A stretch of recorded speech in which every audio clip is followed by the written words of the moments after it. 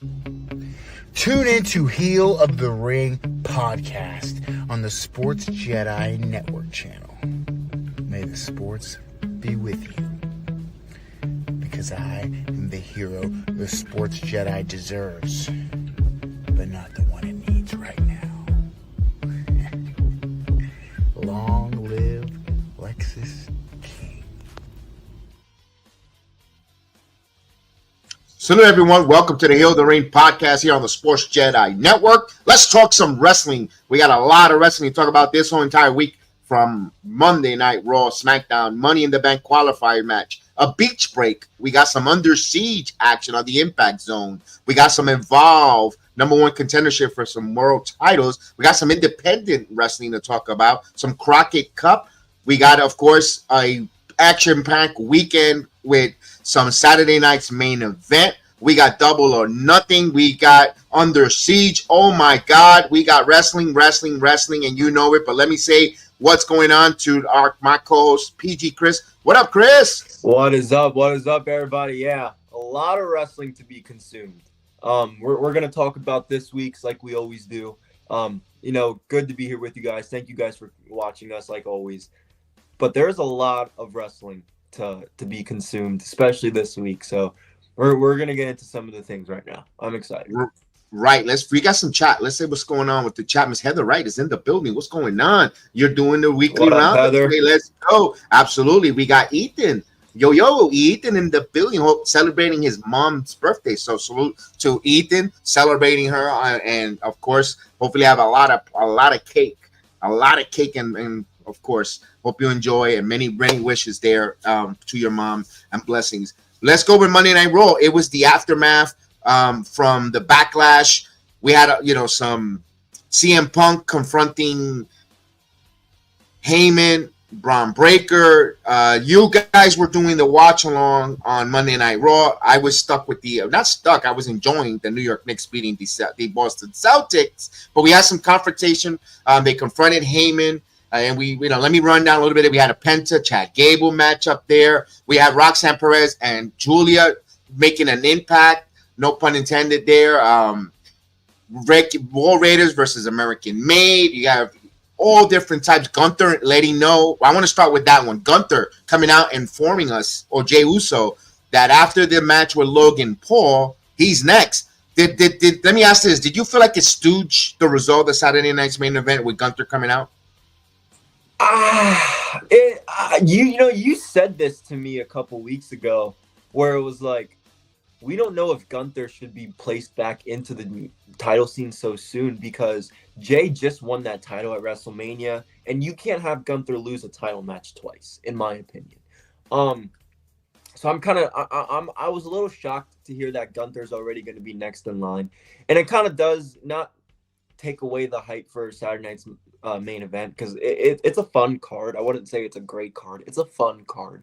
But we're going to be anticipating the rematch between Gunther and Jay, and I think either result is it's going to have people fuming or talking. Right? You have Gunther lose 2 title matches after having a match with Pat McAfee, or you're gonna have Jay lose the title too soon. So in my opinion, Kev, it's a lose-lose situation by having Gunther being back in that thing. ¿Cómo está, Luther? What's up?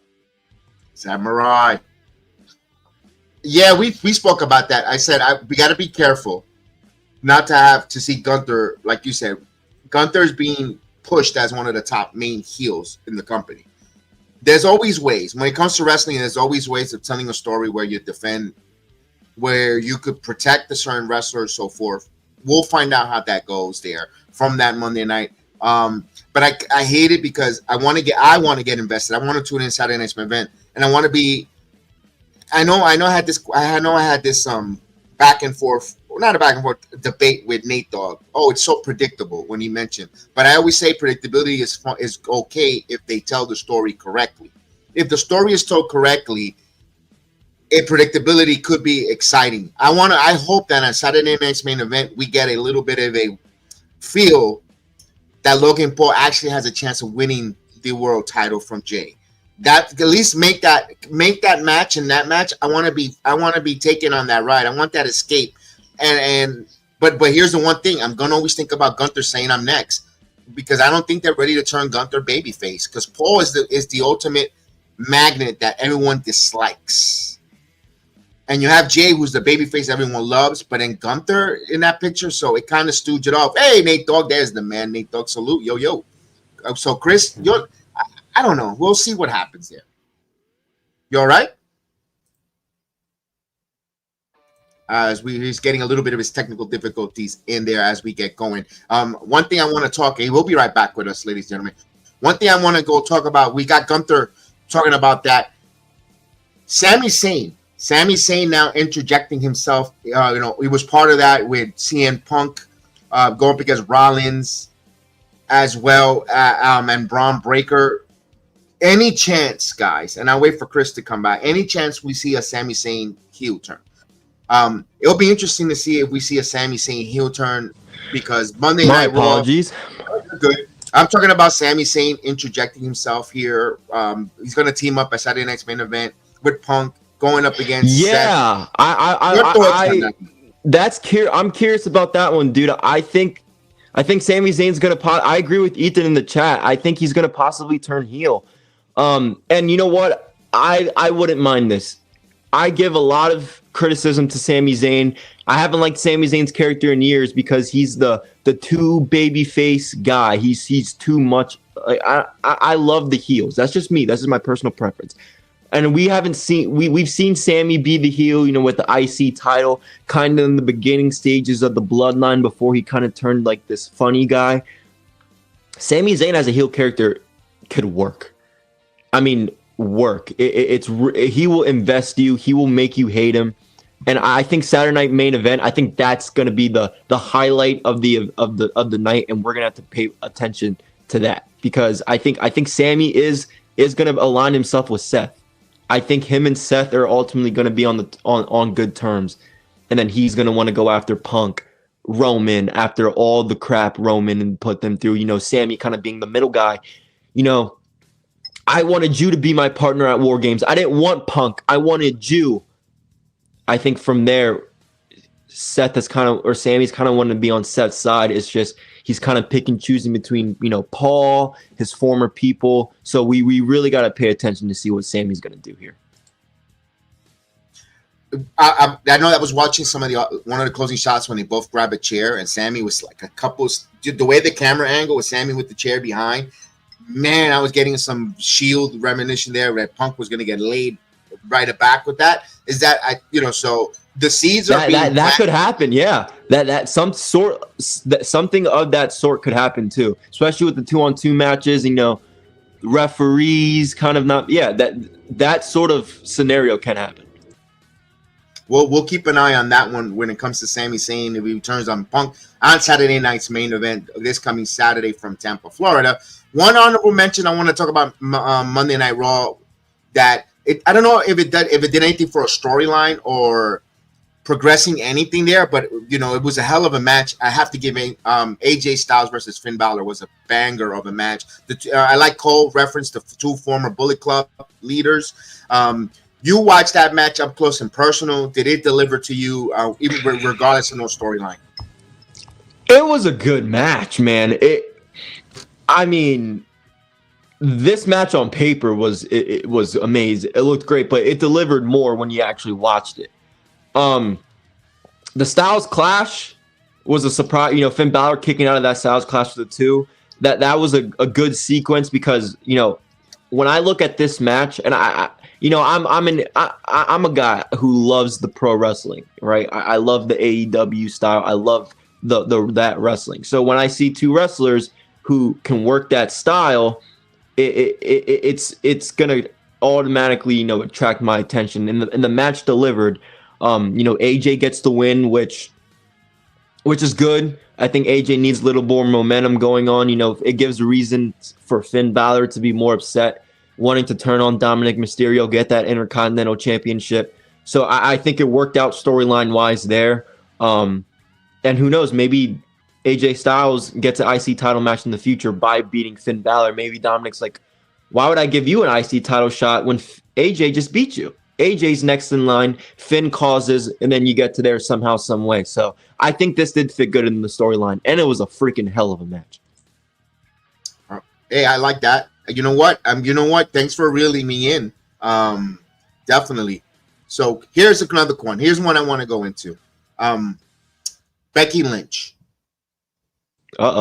Becky Lynch cut a promo. Becky, your thoughts, did she connect with you? Because we got Charlotte doing almost the same opposite thing on SmackDown, and the fans are not really gravitating. What's your thought? I mean, this kind of reminded me a little bit of the John Cena shit, where she's just going out there and blaming the fans for everything. It's a typical heel promo. You're going out there, you're blaming the fans. That's heat. Again, I could say the same thing for John Cena. I don't think anything Becky Lynch said was a lie necessarily. Those type of promos you can get behind and you could really understand, because if you understand me, she's not wrong. She's not wrong. It's kind of like, in the beginning of her career, she was beloved, and now fans got greedy, whatever. Now she's Becky Hogan. Like, I like this. I like this for her I like this for Lyra, because now Lyra's still getting in the mix. She's getting bigger. She's working with a big time talent. And I just, you know what I'm saying? Like, it works out good, whether we like Becky Lynch or not. I know a lot of people are not, she doesn't put talent over. That's exactly what she's doing right now. So you know what, I think we're guilty. We do the Becky Hogan chant, brother. We do that stuff, but we got to appreciate she is putting Lyra over here. Lyra's finally getting the big push with the IC title. And that IC title for the women's side, who knows? It could be a legit, contender now. I mean, that's why they brought these in. So I didn't mind Becky Lynch's promo. It was just a typical heel promo, blaming the fans, but it can make sense long term. Okay, I got you. Give me a second. I gotta take care of one thing. I'm just addressing something in the chat. Normally, when me and Chris do this show, it's a closed panel. Also, when we allow someone that wants to join us, we don't mind having new folks. We want to grow our channel. We want people to come in, but we got to make sure we know you. We got to make sure you DM me so we know, because a good friend of ours, and I hate to stop the program there. A good friend of ours did that open forum. The guy put on an X-rated movie on his screen, and his channel got shut down. So that's why I need you guys to make sure you email me, DM me with time. I have no problem bringing you on and have the conversation, but not over the chat, not over the air at the moment, because of that reason. That's the reason, Mets. I have no problem bringing you on.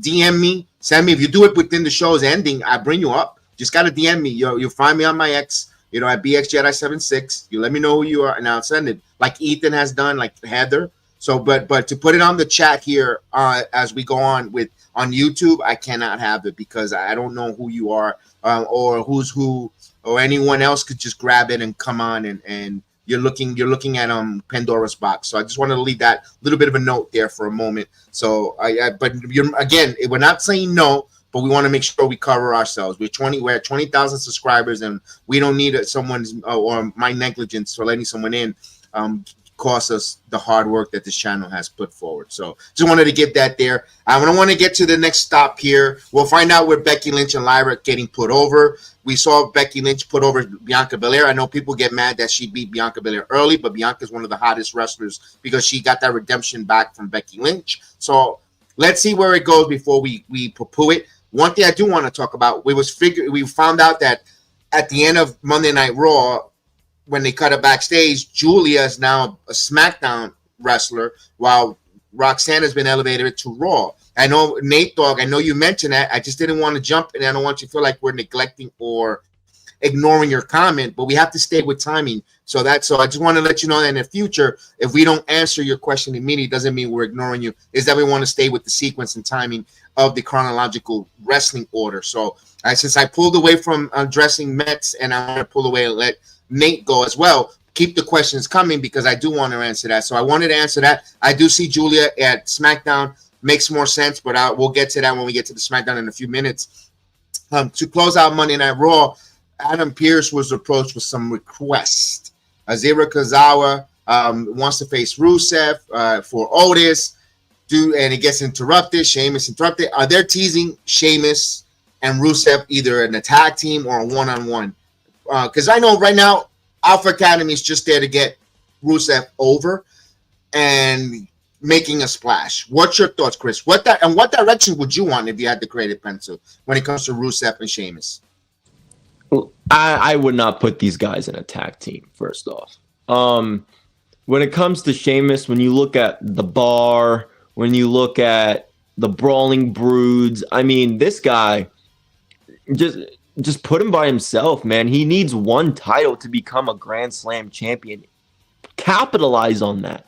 Make a story out of that. And then eventually let him, I believe it's the Intercontinental Championship if I'm wrong.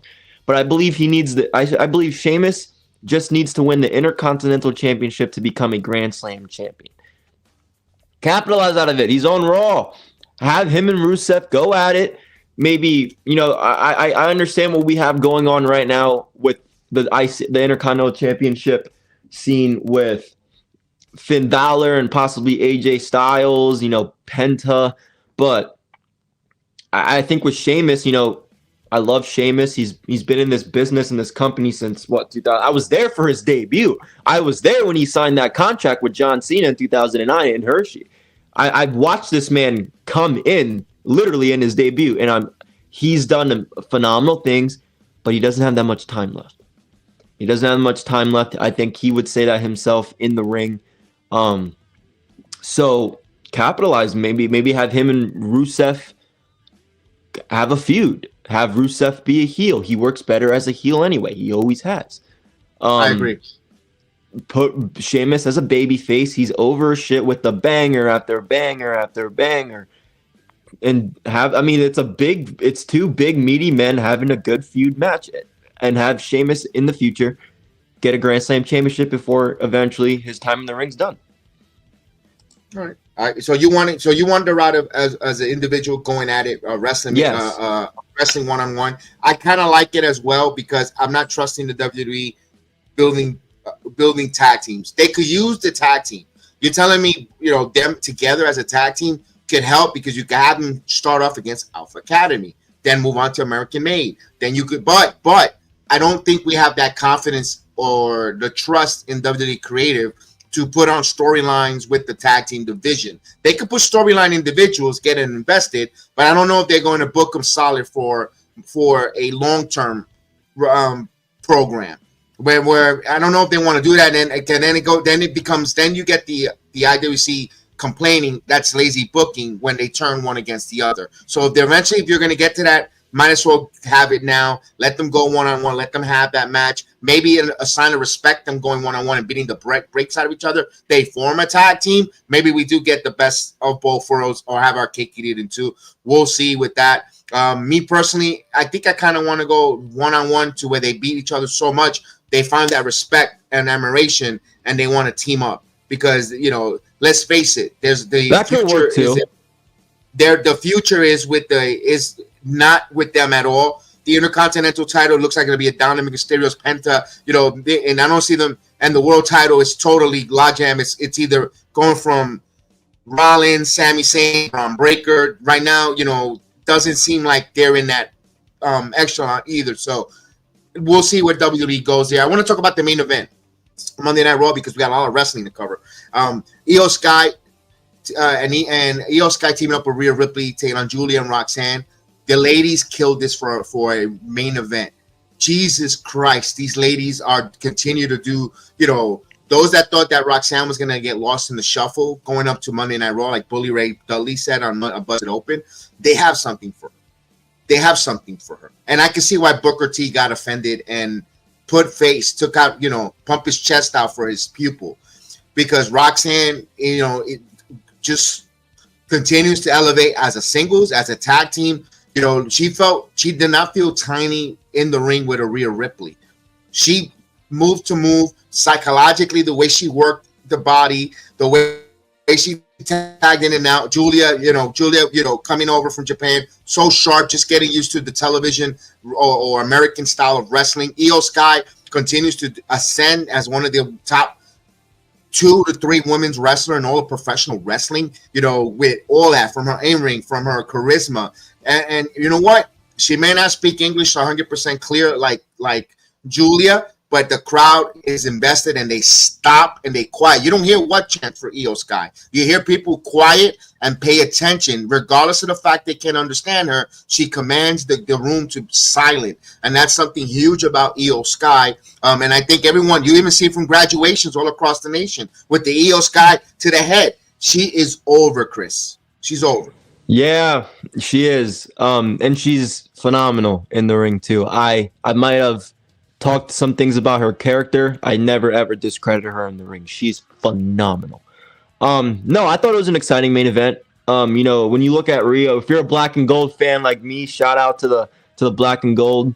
Io Shirai and Rhea back then. We know the history between these two ladies. They've worked well together, well against each other.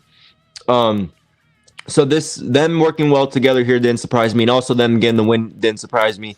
Io Sky is your women's champion. They're booking Rhea Ripley really, really hard. And again, it makes sense for that stare down after.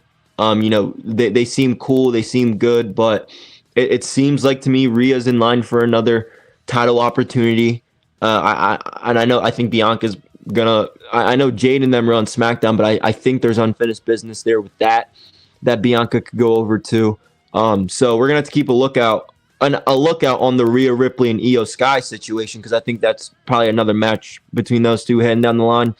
But I'm not surprised Roxanne and Giulia work together. I am surprised that is their tag team broken up or what? I mean, we kind of, because look, you brought up them switching brands, but we saw after the show they kind of had a disagreement.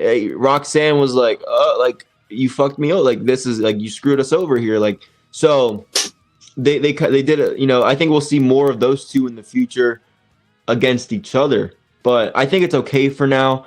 But they worked really good together. I'm curious to see what those two have going on with, them going to different rosters, not being a tag team. I'm curious what them individually are going to bring to the table as official members of the main roster. Well said. Here's what I want to see from one thing. No, here's what I wanted to say. Does it look like the WWE is telling us that their tag team division they're not the women's tag team division? I know a lot of people want to see that disbanded, moved away, but then when WWE has a tag team in Roxanne and Giulia, who could have been a dominant force, disband, go to separate brands, it makes you wonder, and also releases prior to that with Jakara Jackson, not part of the NXT roster with Lash Legend, when we saw them, in Saudi, going after that in that Fatal 4-Way. I asked this question. I got more out of this. What's the state of WWE Women's Tag Team Division and Championship? It's done.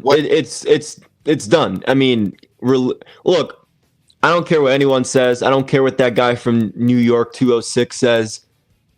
You could have done something with these two. I don't care. I don't care what anybody says, right? Because it bothers me, because who gives a shit about tag team, like women's tag? Look, we are not saying that this division's great. We're not saying they're the best thing on the show, but they have the potential. There are people right there for you.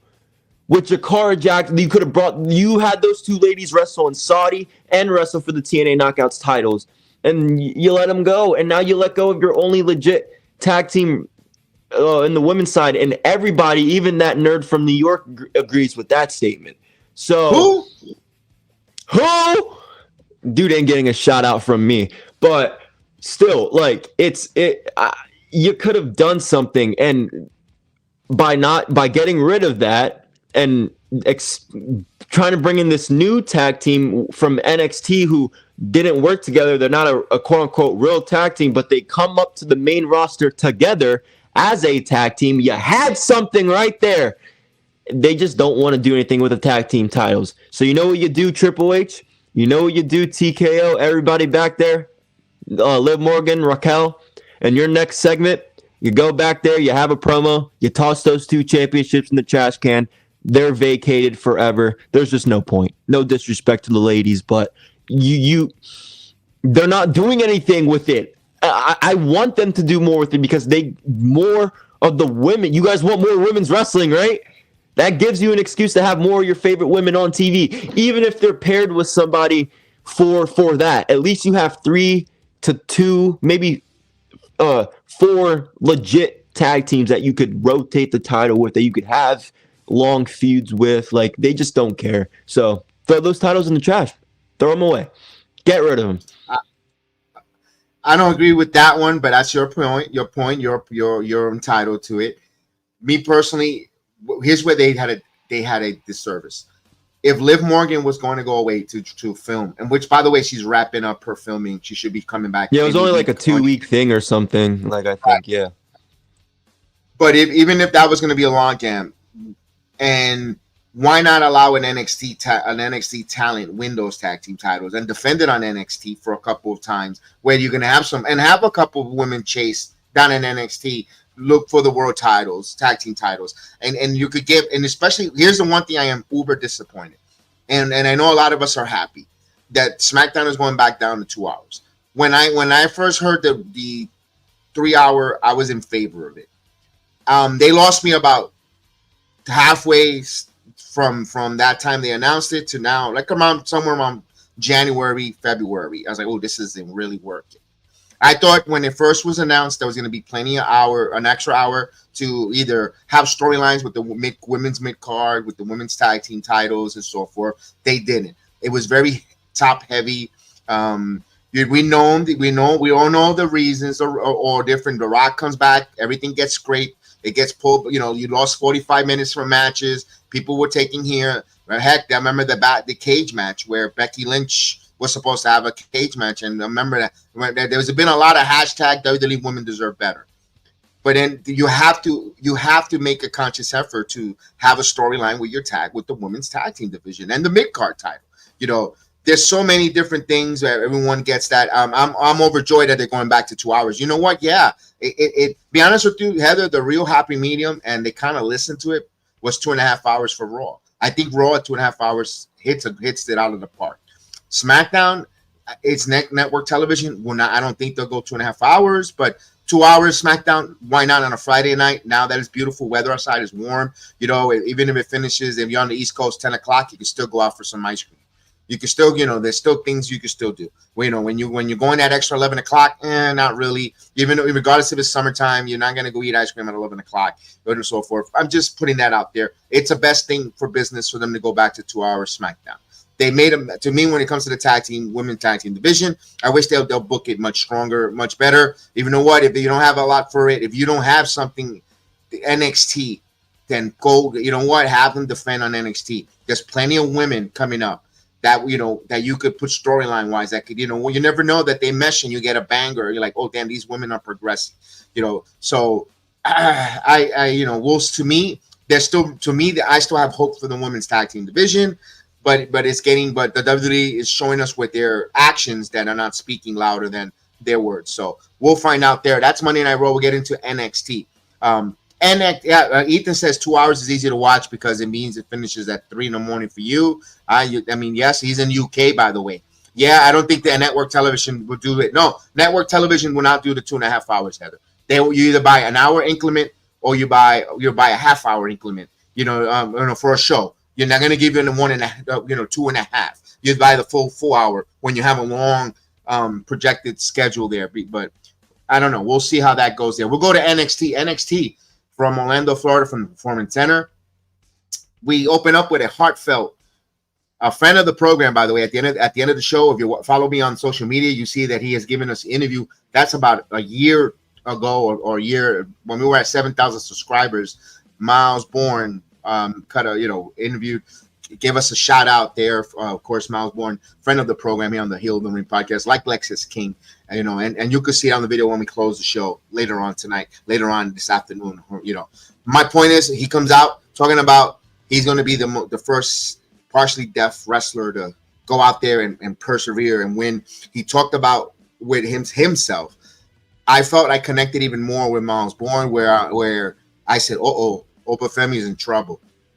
I don't know if Obafemi is going to drop that title to Myles Borne, but the emotional side, the investment you're rooting for, and you're getting the sympathy on Myles Borne, where is Obafemi. Anything he says, he's at that borderline of turning heel. Do you agree that if he dismisses people, he could lose the heel, where you loses the crowd if he says anything wrong, because Myles is using his impairment to tell his story?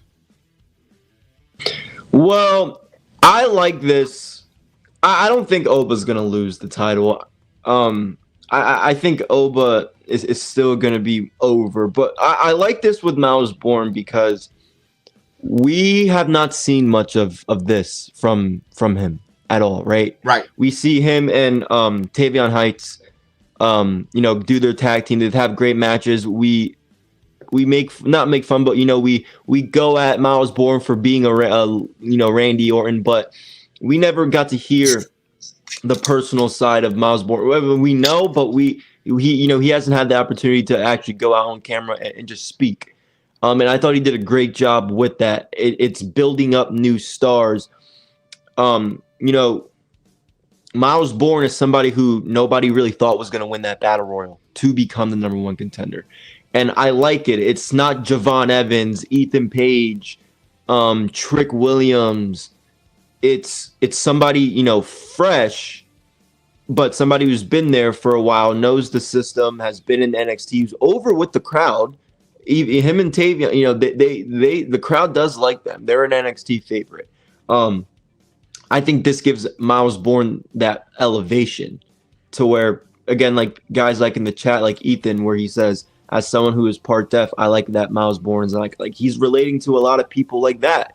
And we're finally seeing, the Myles Borne, not just the guy that looks like Randy Orton. So this was amazing. This was great for him. He needed this, and it's going to put people behind him at Battleground for his first ever, title match, biggest match of his career. So I thought Myles Borne did an incredible job here.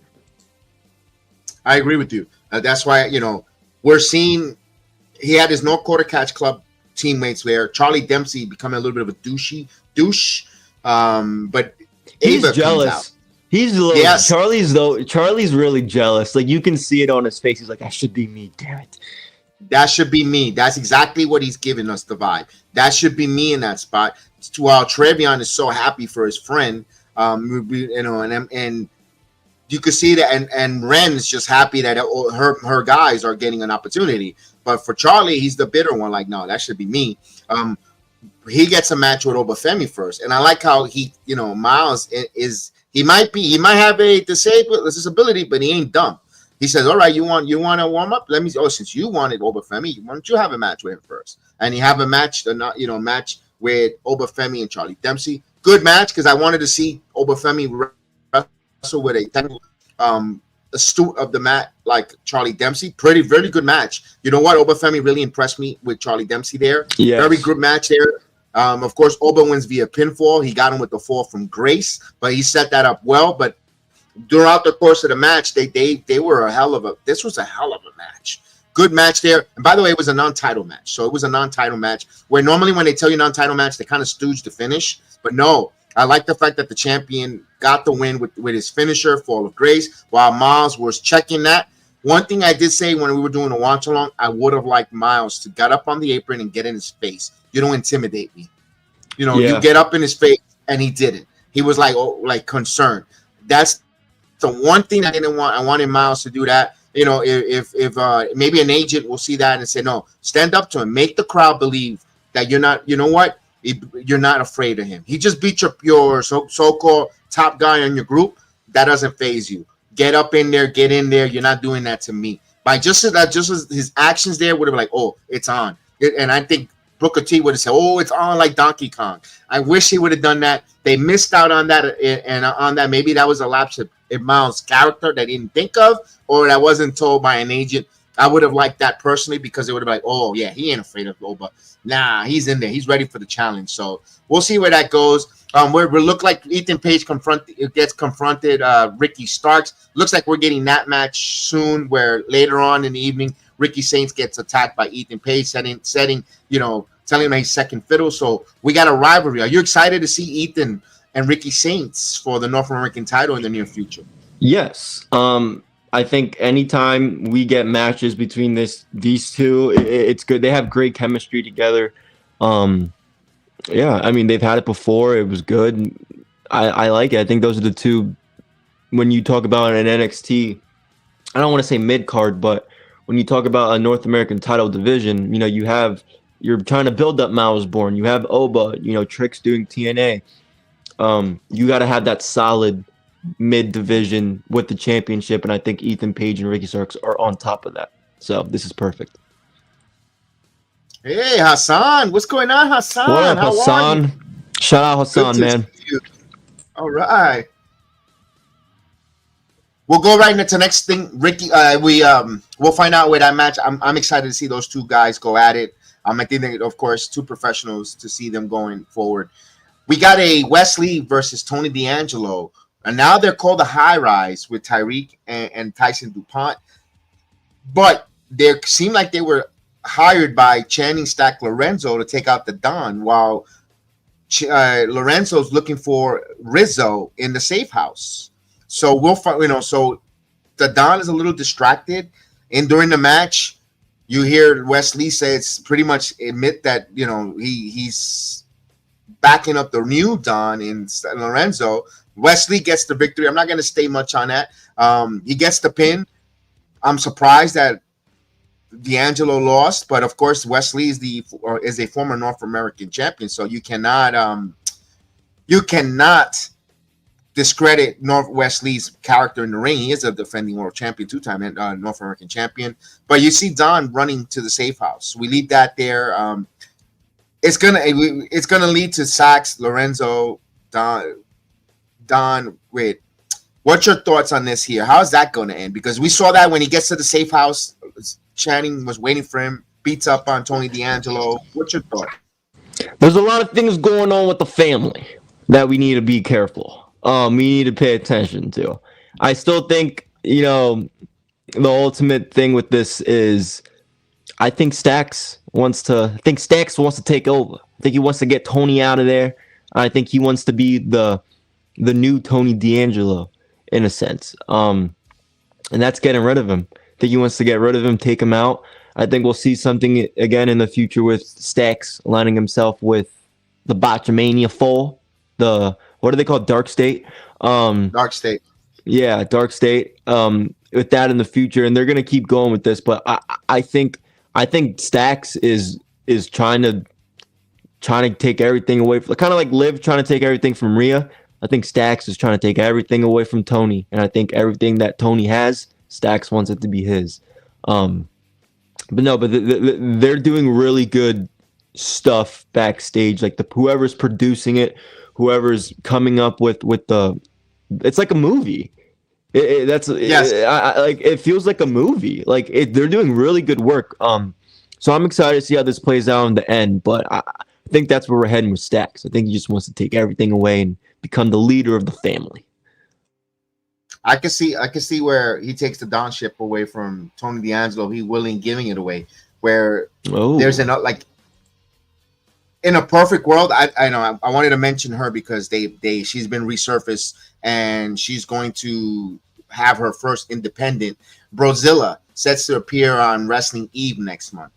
Me personally, if you could bring in a intimidating factor like a Brozilla or even Bailey, from LFG, you Bailey come in and she looks like she's about to crush Rizzo's head, where Don gives up his Don chip and say, "No, you could run the family.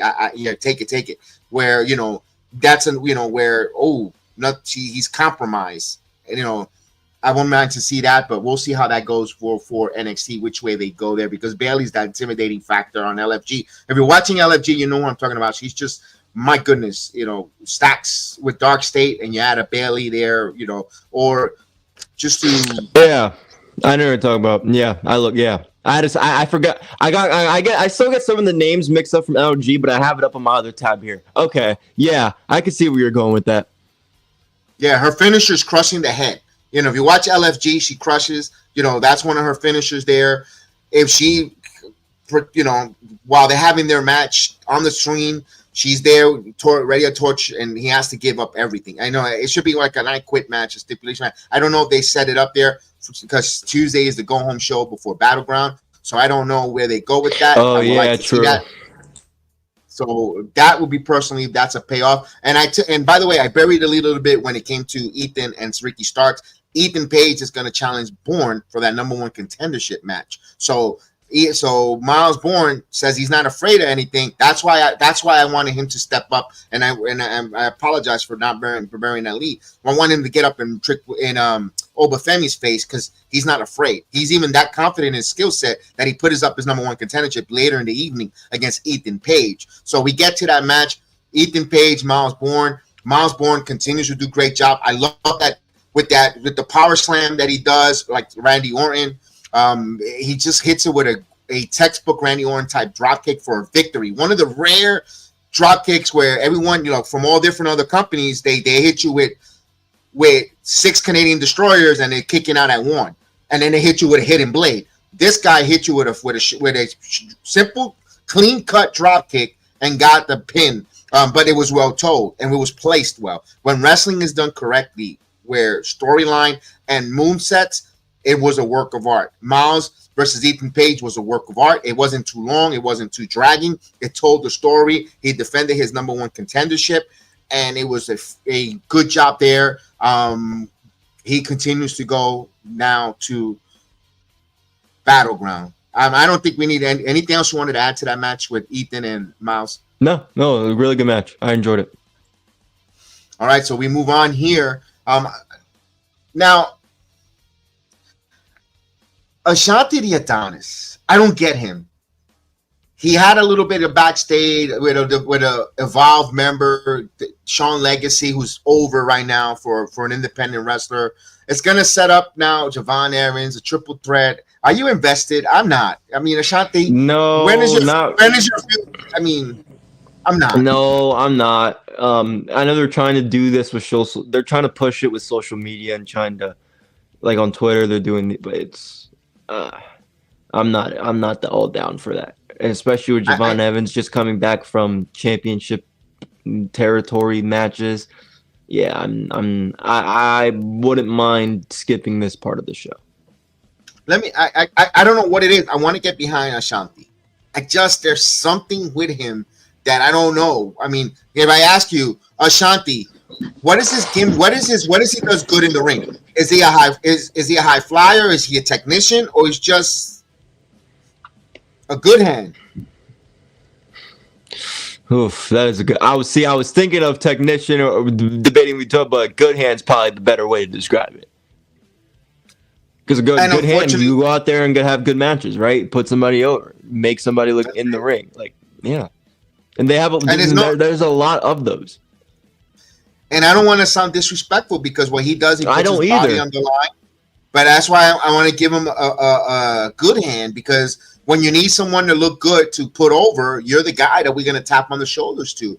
But then but there is nowhere where you could elevate him to be a top of the card guy, because you remember his good hand issues, or I don't know, there's something missing to put him over to that extra level with him. And it's, man, I wish there was something for him to do. He tried the Romeo stuff. He tried, being part of Hit Row, just didn't. Where's something in him? And please do not suggest to put him in a mask like Scripps. Please, no. We don't need another Scripps. We don't need people. We don't need these guys in masks. We have, all right. Not everybody needs to go out there and put on a damn mask. We're good. No. So I'm kind of worried with him there. We get him. We'll find out where that goes there. We'll go to Thea Hale versus Tatum Paxley. Interesting that they put these two ladies. I love the fact that Tatum Paxley's losing is going unhinged. She's so upset that every time she gets close to female talent, in her NXT career, they disappear. They abandon her. They either get called up to the main roster in light of our career, or they disappear, like they get released. This is not the first time that a partner of hers got released as well, and she just breaks the doorhouse and can't take it. I love the fact that that to me, I'm going to say this. This is my hot take. To me, that's WWE, Shawn Michaels, and creative telling TKO's budget cuts, F you. You're taking talent away from me, and I'm getting used to. And you know what? F you guys. I'm going to put it part of the storyline, because I have storylines and long-term bookings with talent, and you remove them, like Mustafa Ali. Mustafa Ali was about to have a great run in NXT when they pulled him right before. Yeah, he was about to have a crazy match with Dominic Mysterio for the North American title. Correct. It was at a Great American Bash, and that was on a free. That wasn't even a Great American Bash paper. They didn't even do that as a PLE. They did it as they were going to do that as a TV Tuesday special. It was going to be Ali versus Dom for the North American title when Dom won the IC or the North American title, and we all got on Twitter and he was gone. Right. And no, and I don't blame Shawn Michaels, because the Performance Center, look, I understand these people have to get over with crowds when they travel. But when you're the Performance Center, which is where they do their shows, which is where they're based, and you see how over some of the, like Gigi is over in the Performance Center. She's on TV constantly. Shawn Michaels, I probably had plans with her and TNA, vice versa. I probably had plans with Shawn Michaels and they excuse my language, but this is the only way I could put it out. They fucked it up. They messed that. They came in and we got to release you, and that does a lot to I can imagine that does a lot to a booker who now has to rewrite his whole story, or like rewrite everything. Like it's like a big Hollywood production movie, and one of the producers say, all right, the main actor is cut. Well, now I got to rewrite the whole script. Like, and you put me in a bad situation, and this is what that is. Yep. And I think that's how Shawn Michaels lashes out. We're going to put that part of the promo. Mustafa Ali was just getting into that gimmick that his gotten so over in TNA with the Secret Service, and now Chelsea's using it to a degree, but remember, Mustafa started it. And then when he was about to have his match, he got released. He took it onto the indies, and now that is golden. And that was giving birth in the WWE production. I don't know if it's Mustafa Ali's idea. If it was, great job with that, because he's made the best of it. Now I think Shawn Michaels gets frustrated because you're taking out Cora Jade. You don't think he had high hopes for a Cora Jade or a Jakara, and then you especially just remove them. Yeah. And those are, look, say what you want about those two, but those are two girls. If you watch NXT, again, you know how that these two, I don't know how to say it, they were on the show every week. They were on the show every week. They were doing TNA. Cora just had a TNA Knockouts match at one of their biggest pay-per-views of the year for TNA. Jakara was everyone talked about how her and Lash could possibly be the first ones to win. Yeah, but I'm talking about more recent, because this is all stuff that recently they're doing, and it's good work. I mean, it's good work. They're helping the TNA Knockouts division, and they're helping the Knockouts division's helping NXT. We could have saw a cool Ashton Elegant. You don't think I want to see the personal concierge on NXT? Jakara Jackson and Last Legend, I'm not gonna get that, because there's no reason for them. Like, there's just so many cool things that could happen in the future too. I might just talk about my own personal ones. It does suck. And Cora, I hate the injuries, man, because she was supposed to have the NXT run a long time ago. This might be a hot take, but before Cora, the first time Cora came back from her injury at that Connecticut pay-per-view where CM Punk came back and took the picture with Shawn Michaels, I think she would have got the Roxanne push. She was supposed to, but she got injured. No, exactly. She got injured again. She came back. Yeah. She got hurt. She came back at that Connecticut pay-per-view coming back from first injury, comes up, holds the title at the ramp after, I forget, was it Tiffany Stratton at the time or somebody? And then she had a match. She comes out on Tuesday, cuts a promo, has a match, and then gets hurt. And she was gonna have the Roxanne push. She got hurt at a house show. Was it a house show? Okay, yeah. So it was one of the house shows after the promo she cut coming back from that. From I think it was Deadline, that pay-per-view was. So that could have hurt. Okay, then it might have been in one of the. It might have been in September. We don't remember exactly.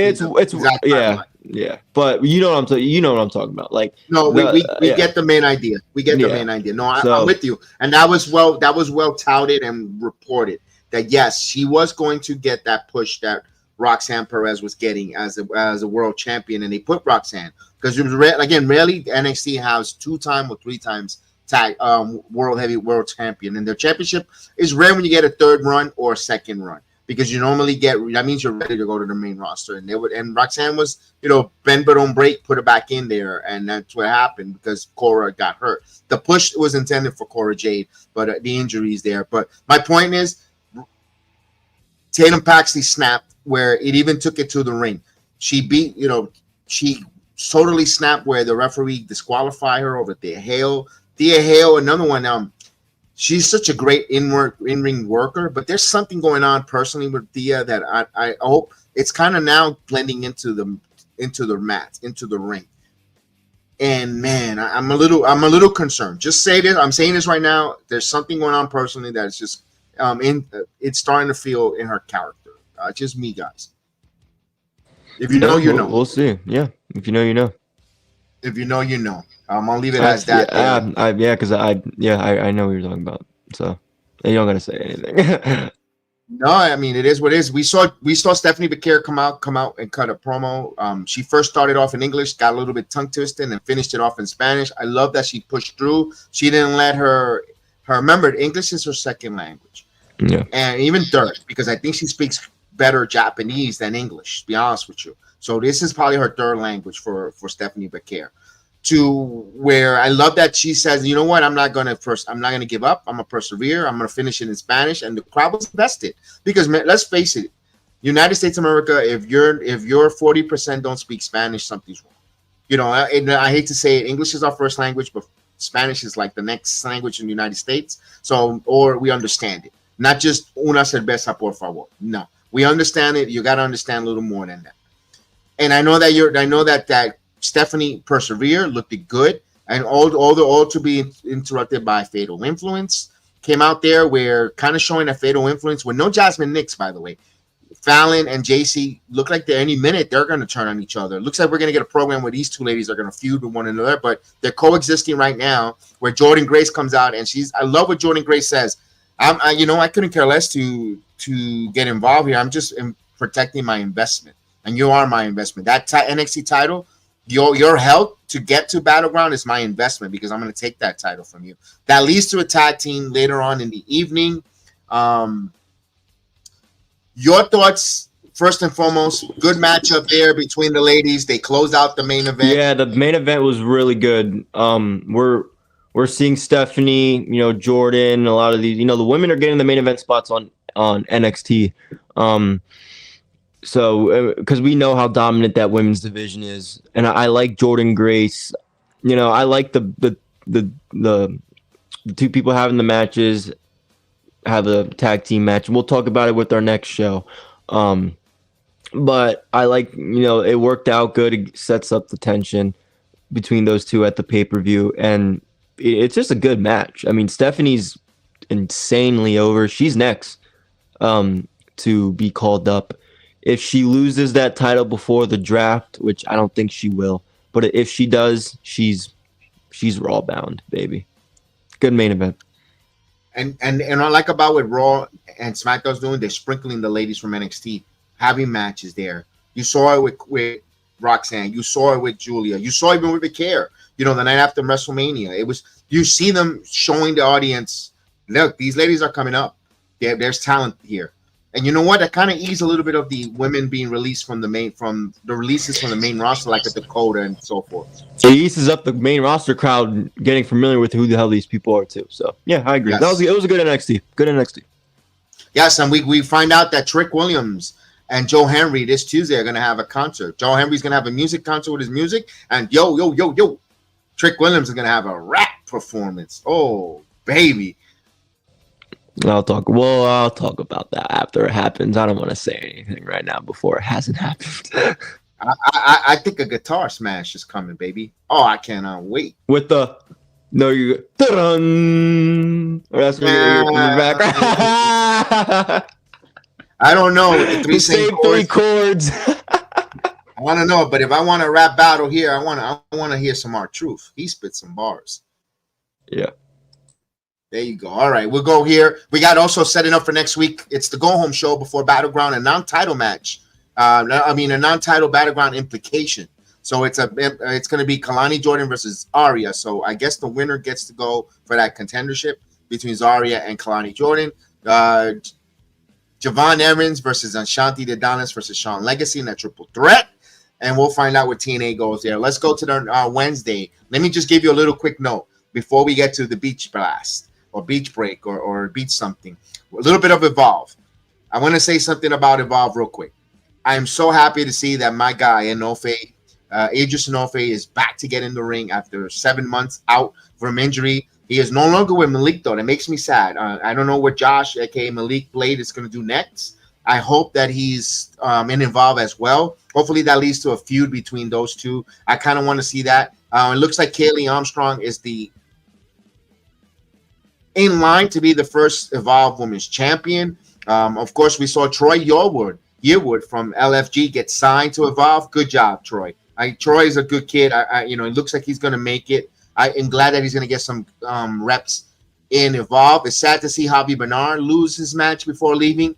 Gallus Boys having their last match in Evolve before exiting the company, although in a victory fashion, beating Harlem Lewis and the what's the kid's name? That big, strong Obafemi lookalike, Keanu Carver, excuse me, and so forth. And Lexus King defeats Sean Legacy, though. So I'll leave that there. Let's go right into it. I know Chris has been chomping on the bit. AEW Dynamite Beach Break. We have a cage match.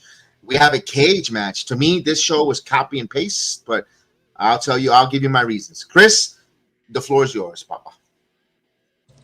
AEW Beach Break, live in Chicago, Illinois.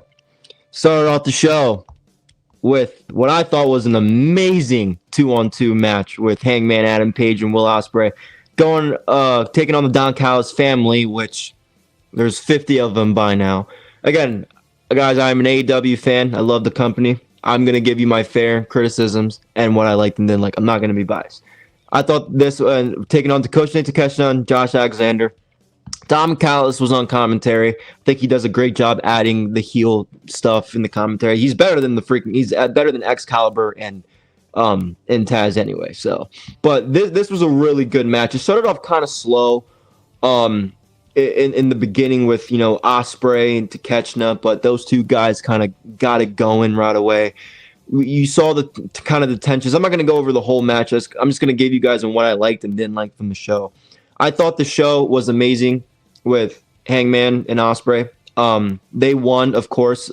It's not surprising because these guys are really over.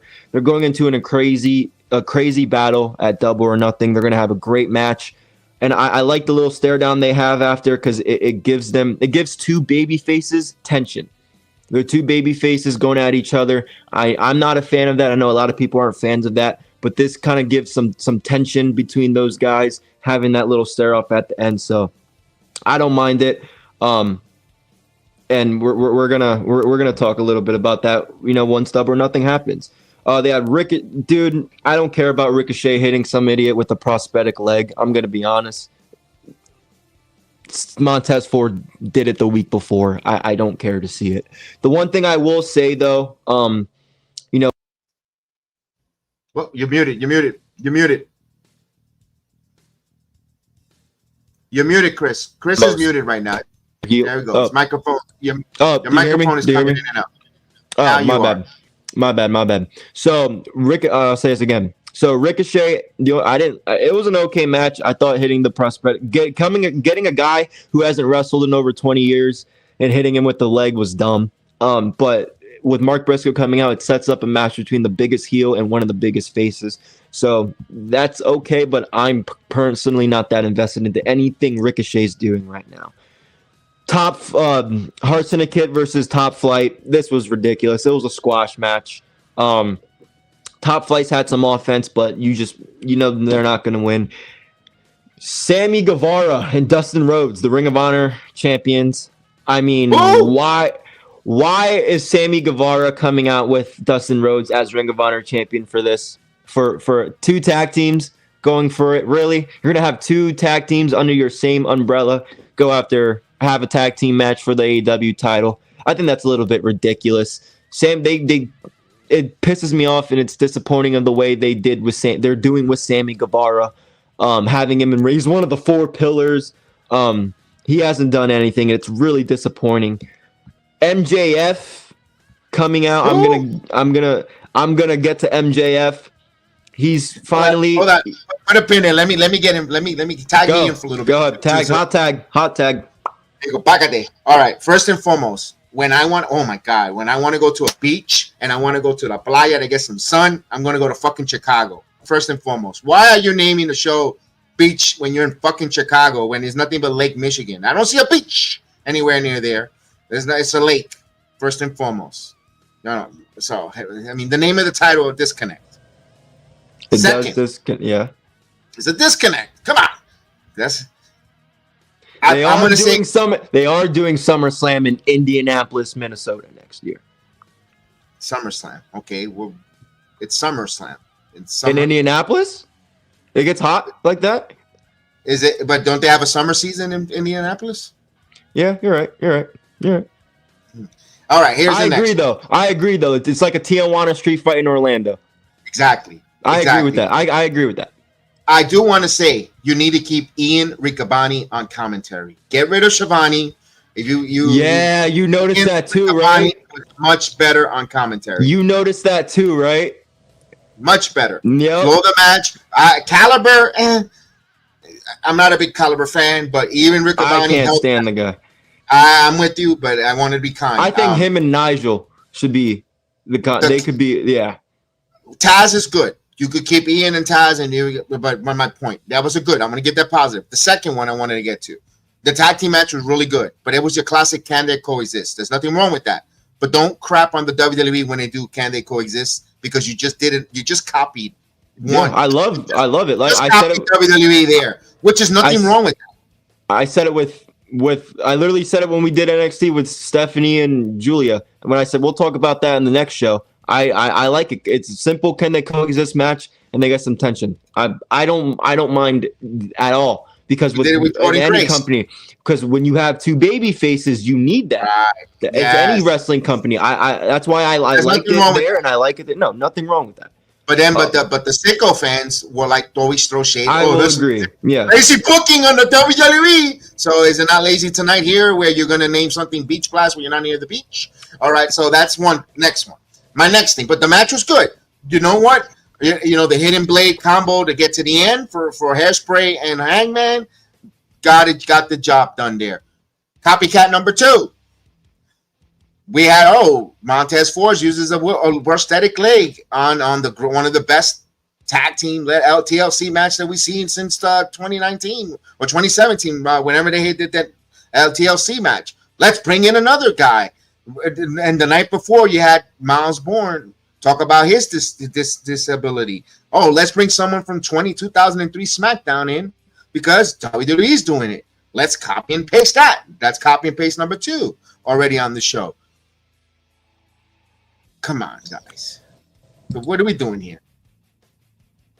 Are we doing storylines creative? Oh, by the way, I didn't even get to the next copy and paste where we're going to get to it. And I'm going to say it first. Let's have a commentator like Pat McAfee get in the ring too and wrestle on a pay-per-view. Is it coincidence or is it the same thing? Because go ahead, Chris. Now I'm gonna tag you back in. I just gotta say that. No, I can see where you're coming from with that. If I think you're talking about Nigel. Am I right? Yes. Yes.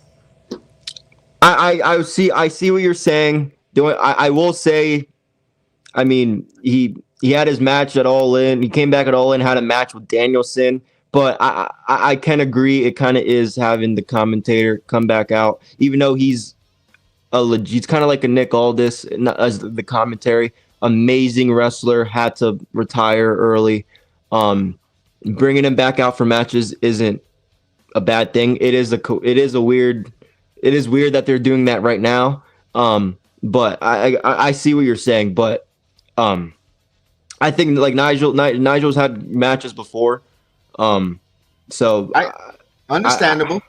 It's a tricky one. It's a tricky one because it's the timing. That's a good way to say it. It's the timing that's a little questionable. But I'm gonna get on to the rest just briefly because the rest of the show kind of before the steel cage match kind of confuses me. Right. So let's get to this. First off, MJF coming out there, getting the thumbs up.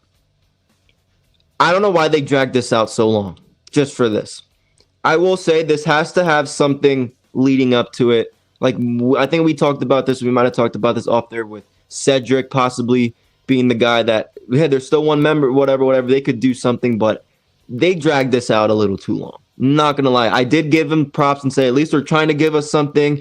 At least they're trying to drag a story out, but it went a little too long. Just for what we got. Now, this is what I have to criticize. I want to criticize a little bit, right? I thought the Fatal 4-Way match between Mina, Tony, Sky Blue was good. Or what, the Triple Threat, whatever it was, right? It was good. This is my only complaint. Title eliminator. Why do you have your women's title in a title eliminator match? Why do you have your women's champion in this match? Why isn't this just a simple number one contenders match? Why is it a title eliminator match with your world champion involved? We know how these now, I will say that I will give one positive. The champion actually didn't win this time. She didn't have to get pinned. That's the only benefit. That's the only positive I'll give this. But overall, it makes no sense to have your freaking champion in a champion eliminators match twice. So that was my problem. Other than that, I thought the match was amazing. I thought the match was great. It's just those little things that take away from the match for me personally. Again, positives. I think Taz did an incredible tribute to Sabu. They did they had Taz speak about Sabu, which I'm not gonna get into, but it was a nice tribute. That's all I'm gonna say by Taz. It was a nice tribute. I'm not gonna say anything else. Nigel talking to Daniel. Yeah, I know you're talking about it is weird. I have nothing to say with the copy and pasting. I agree. Here it is. And Heather says he's wrestled in pay-per-views before. I don't think it's straight copying. Pat McAfee's been in WrestleMania times. Wrestled in WrestleMania. The largest stage have matches. It's the same thing. It's the same thing. It's just the timing's coincident. Timing's a little coincidental. That's it. The timing is coincident. And by the way, if you think Danny Garcia, out of all the damn people in your roster, you can't go get a Warlord to team up with to go against FTR or Murder Hawk, or you want to get a Pinnacle.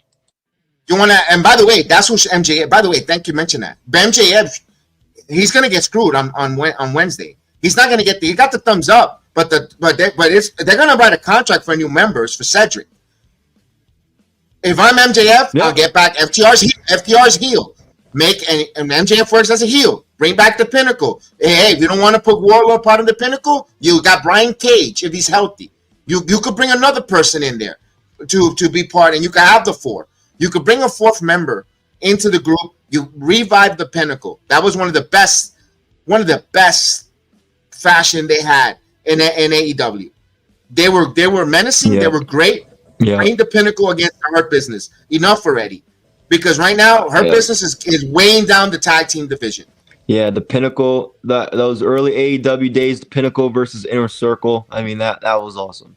That was great. I'll talk about the main event real quick, Kevin. Then I'll let you go whatever you want to do, or talk about. Let me say something about the women real quick. Go ahead. The Fatal 4-Way. I like the fact that you're having 6 different women trying to compete for the number 1 contendership, but you didn't have to put Toni Storm in both of those matches. You could have her in commentary, say all this stuff about her sugar tits, her candy apple ass on commentary. You didn't have to have her in the match.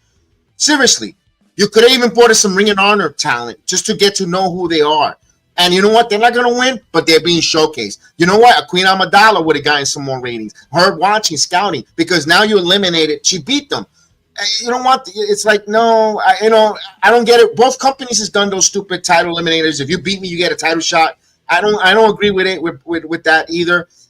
I would have loved that, but doesn't it take away with the ladies in the match? And both of those matches on separate weeks kicked ass, all of them. But I wished, again, I think me and you are lockstep, the disconnect of why you have the world champion in that. They're wrestling to try to wrestle your top champion, the female. Have her sit there gloating. And that's it. I agree 100%. I agree 100% because I agree. I have nothing else to add. That's perfect. Main event, steel cage match. Jon Moxley, Samoa Joe. I like that one too. It was a good match. There was nothing special about the match.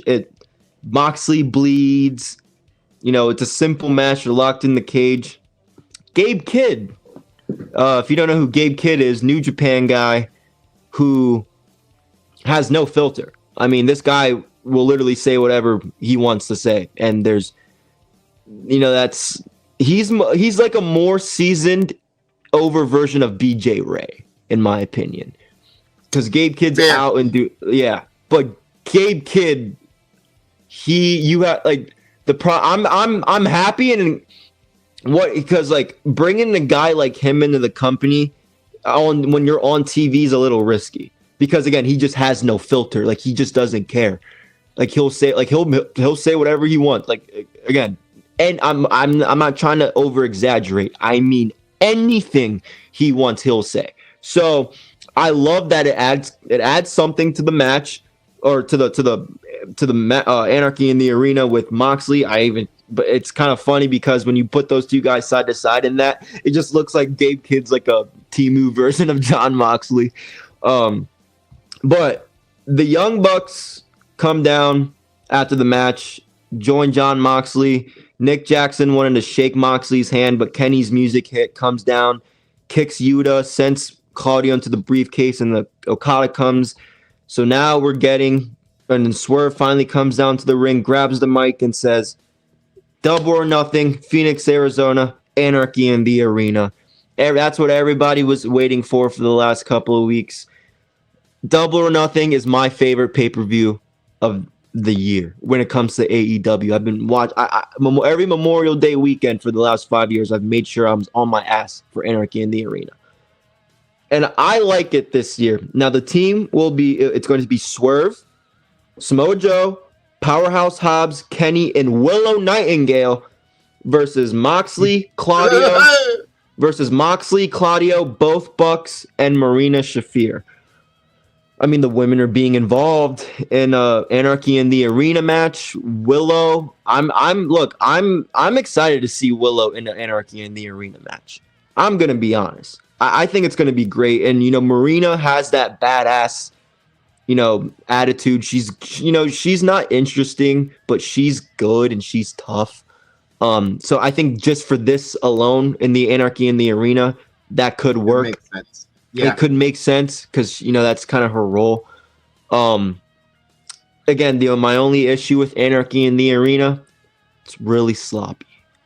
It's really sloppy in the terms of Wild Thing playing in the background the entire match. When that drove me nuts.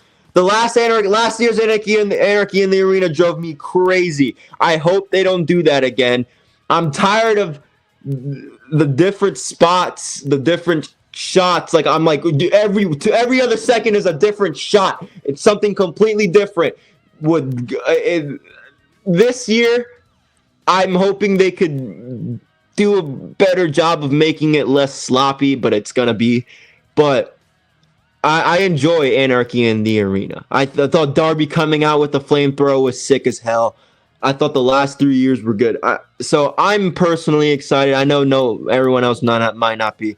I'm excited. That's just, I hope they clean it up because it is sloppy, and no insane, ridiculous music playing in the background, please, or I will turn it off. But overall, I thought the show was good. I liked the matches. The matches were fire.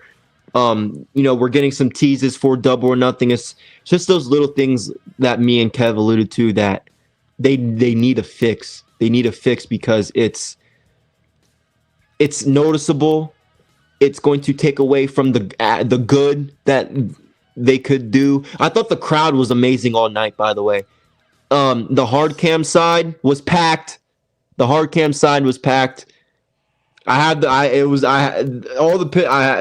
know what the hard cam side was popping.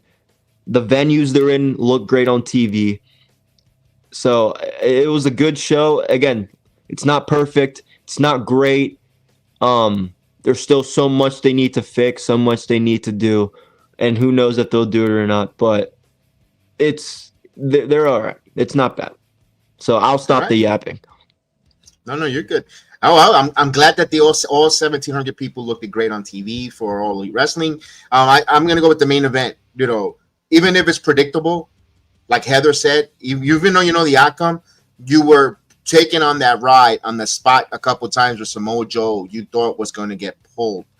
You thought that he was going to be the world champion. You thought that the Death Riders were going to come to a complete end as their reign as world champion.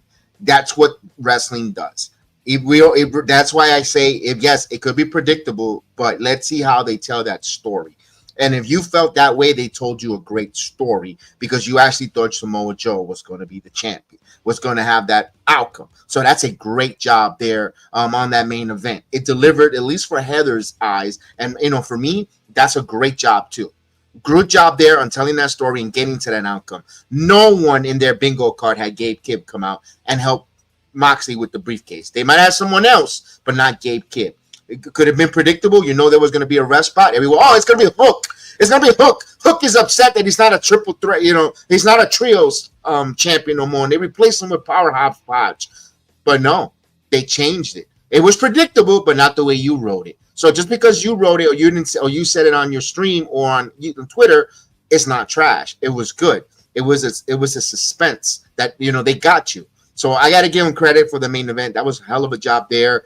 We knew that was going to set up anarchy on the arena. That was something that we knew. They have to tell us how to get there with Swerve and company. Not a bad job. Great job there doing that. That's what you want from a wrestling company because now you want to tune in. If you get excited for anarchy in the arena, now you're gonna purchase the event. You're gonna plump in the $49 to buy it. Smart business move. Again, when you watch it, you got to keep your fandom on a little bit. Sometimes we get a little fandom in our takes, but you also got to see it in a business perspective. Business-wise, Moxley makes sense to keep the world title on because you are waiting for him to finally lose it. You're building suspense. You're willing to pay the $49.99 to see finally his reign of terror to end. But here's where the disservice comes. If you got people invested to pay the $49.99 to remove this guy from your world title pictures, owner Tony Khan don't need to make a 15-match card where people are going to waste 6 hours and if you're still not going to make us not win it or not him drop the title, you're going to piss off your people. Make it a little shorter. Make it 10. Not 16, not 15. Make it shorter where it's tolerable. All right. And now I'm willing to pay another $49 because, damn, is it the night that he's finally going to lose his damn title?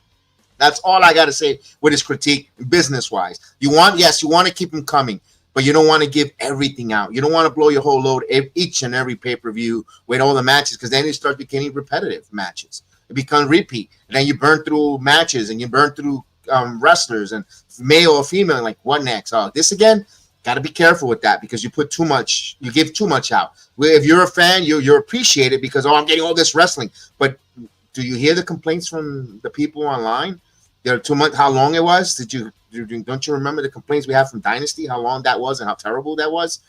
So don't make it a little too long. Make it just right. I don't know what the number is for the AEW Sicko's 9 matches, but yeah. Look, I agree.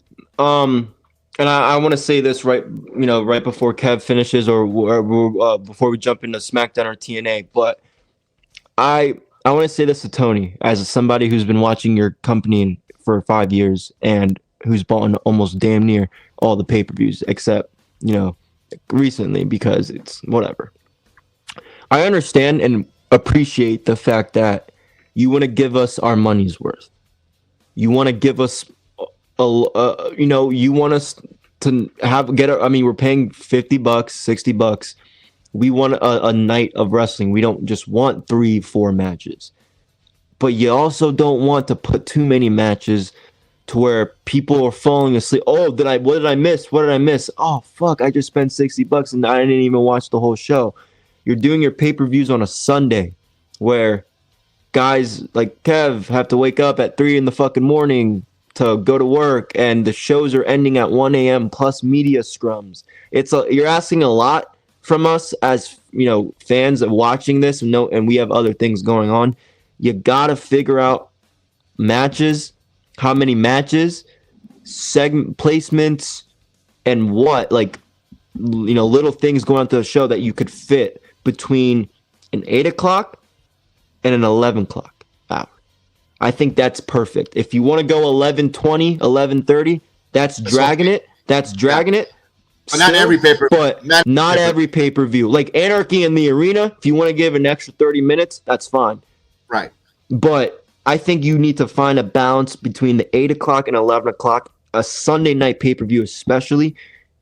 That's all I'm going to say. I appreciate giving the money, and I love that. But there's been times where I've fallen asleep before the main event. I had to watch it the next day.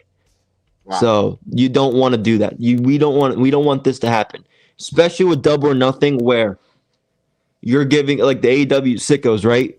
These matches you're watching Hangman and Ospreay, which is most likely going to open the show, and that's probably going to be the match of the night. So people are going to be drawn. People are going to be excited for that. You have to have good matches between to get the crowd fired up for Anarchy in the Arena. So I'm just curious. But again, I'm going to stop talking about AEW, but I'm curious to see how they deliver it up Sunday. Listen, it's not because we're being selfish. Because I got to do a podcast after the show is over and I got to review it and it's up to 4 a.m. No, because we don't do the review shows. Because one thing is because we get up. At least myself get up extremely early, really early. So I would love to. How many times I would love to do a Raw, SmackDown, all the reviews of the shows. I would love to do it right after the show's over, dude. Yeah, because it's everything fresh in your mind. Yeah. We got to work. We don't depend on the podcast like others for their super chats, or people paying the money. We just doing it for fun. So that's why we don't do a review afterwards. We're not making this our career. We have a career. I am a master electrician that I have to go work. But I'm doing this for fun. So I guess it's just fun. I'm not trying to be like but if it happens where it rolls where I could do that, it's so be it. But my point is, if it's not because it stays late, because you just don't know. I don't review it. I don't. Then I'm talking about a casual fan. Who has to get up and work. You don't want them to stay up late. Also, you want to grow your audience. You want, one thing back in the day when they were back in the WWE, In Your House used to finish around 10 o'clock, I think, if I'm not mistaken. Correct me if I'm wrong. For the WWE, and the big shows like WrestleMania will finish 11:30, sometimes a little bit before 12. But that's just on WrestleMania. The other pay-per-views will finish at 11. You appreciate that with those type, regardless of the fact that hopefully AEW could fix that, the placement of the card and keeping the show down, because dude, it starts with 0 hour at 6 o'clock all the way until almost 1 o'clock when it goes off the air, and then you got to beat the scrum. It's a lot of wrestling. It's a lot because I think the fans want to respect the talent for being on the pay-per-view, and I think you watch you may not like the owner. You may not like all the shenanigans, but I think the sickos and I think all the wrestling fans respect and love the individual talent that wrestles in that square circle. And I think that's what it is, because I know guys that, I won't say names, but I know guys in this space that, like, I won't watch AEW, but if my man comes on, or if or they got friends in there, like, they'll watch it. So yeah, and you want to appeal to those people too, because you want those guys to maybe be like, oh shit, maybe I want to, You want them to maybe fall, like, quote unquote, fall in love with another wrestler, and then vice versa. So. Yes, and that's the way it is. And for me, respect the talent. Getting to speak to different talent, having a conversation, respect the talent. Now, the shenanigans, the way they run the business, all the storyline, the booker agents, that's another story for another day. But I love it. I hope that their pay-per-views condenses to 3 to 4 hours with the 0 hour. Sometimes the 0 hour isn't really needed, or certain matches isn't really quite needed. We don't, I understand you bring some people over from other companies, from promotions, like from across the pond or from the Far East. You want to bring them in, but you don't need to bring everyone in. Save it for the television. You don't, you have a television to book to do. You got a Wednesday and a Saturday show. Sometimes it's good to leave something there too, so people could tune in to see that. But I digress. We'll see where that goes. We're going to TNA Impact. I'm just going to read you the card real quick. We'll pick out the one thing that we thought stand out for us because it was taped from Irvine, California. We had Zion Brookside versus Rosemary. Kazarian has addressed the Under Siege. He's going to team up with Trick Williams, taking out Joe Henry and Elijah. Marsha Slamovich teamed up with Nikita Lyons versus Victoria Crawford and Tessa Blanchard. You have Vance Warner versus Matt Cardona, Ace Austin, and Elijah for that TNA international title eliminator. So that's a number one contender. A title eliminator that didn't have the champion in it. That's the way it's done. I'm going to stop at that there because I wanted to talk. Let's talk about that there. To me, that fatal 4-way for that number one contendership title eliminator was freaking banging. I loved it. I thought Ace. I love my guy Ace. I love my guy Ace Austin, man. I thought he showed out really well. That's how you do it, Kev. Title eliminators without the champion in it. And I think TNA. This is why I love TNA, because I say this is just how I feel about it. They give me both. They give me everything. They give me the stories and they give me the 5-star. I don't give a shit, but the 5-star matches. They give me that and they give me the story. So this was perfect. Made perfect sense. And the right winner won. Yeah, Matt Cardona wins it. And I remember we were doing the watch along. Yeah. And we made a case for either one winning. For Vance Warner, his hardcore style. If he has a match with Macklin, holy crap, that hard-hitting match between those two SOBs for that title would have been phenomenal. I would have loved to see that. And that could be on the table later down the road. Ace Austin. Because, Ace Austin, up and rising, up and coming singles. And, we've seen his work on, winning the X Division title now a chance to this international title. Would love to see Ace Austin get an opportunity with Macklin. That would be another great match. And even Elijah coming back into the company, getting part of that title run there for the international with Macklin. First time seeing something between those two would have been something interesting. But Matt Cardona as well, Indie God. Well, if you want him to defend it, Matt Cardona doesn't need the title because we know, but he'll put on a hell of a match against Steve Macklin. I can't wait to see that, Chris. No, I love it. And I think him and Steve Macklin is probably the coolest match out of the 4. And I don't think Matt Cardona is going to win. But let's say Matt Cardona wins. He can take that shit into the Indies and rep TNA. Just like he's not under contract anywhere. That might be another reason why people are a little bit. I didn't think he was going to win. I thought it was going to be Vance Warner. That's who I thought. I thought it was going to be Elijah. My bad. I thought Elijah was going to come back and win because he comes back. I know they want to turn him heel in the future with Polly smashing guitar and Joe Hendry. So I thought that could have been something for him, but. I didn't expect Cardona again. He's not under contract. I didn't know what his schedule was in the future, but I love Cardona winning this. He's a huge asset, and not just to TNA but to everywhere. Because again, he's not under contract, so everywhere and anywhere he goes, he's helping. And they treat Matt Cardona well. He has a good relationship with TNA. Yes. He has a good relationship with everybody. AEW, WWE, TNA. So. That's a good thing. He can really take it anywhere he wants to go. So it's going to be a hell of a match too between Steve Macklin and Matt Cardona. That's a co-main event match right there.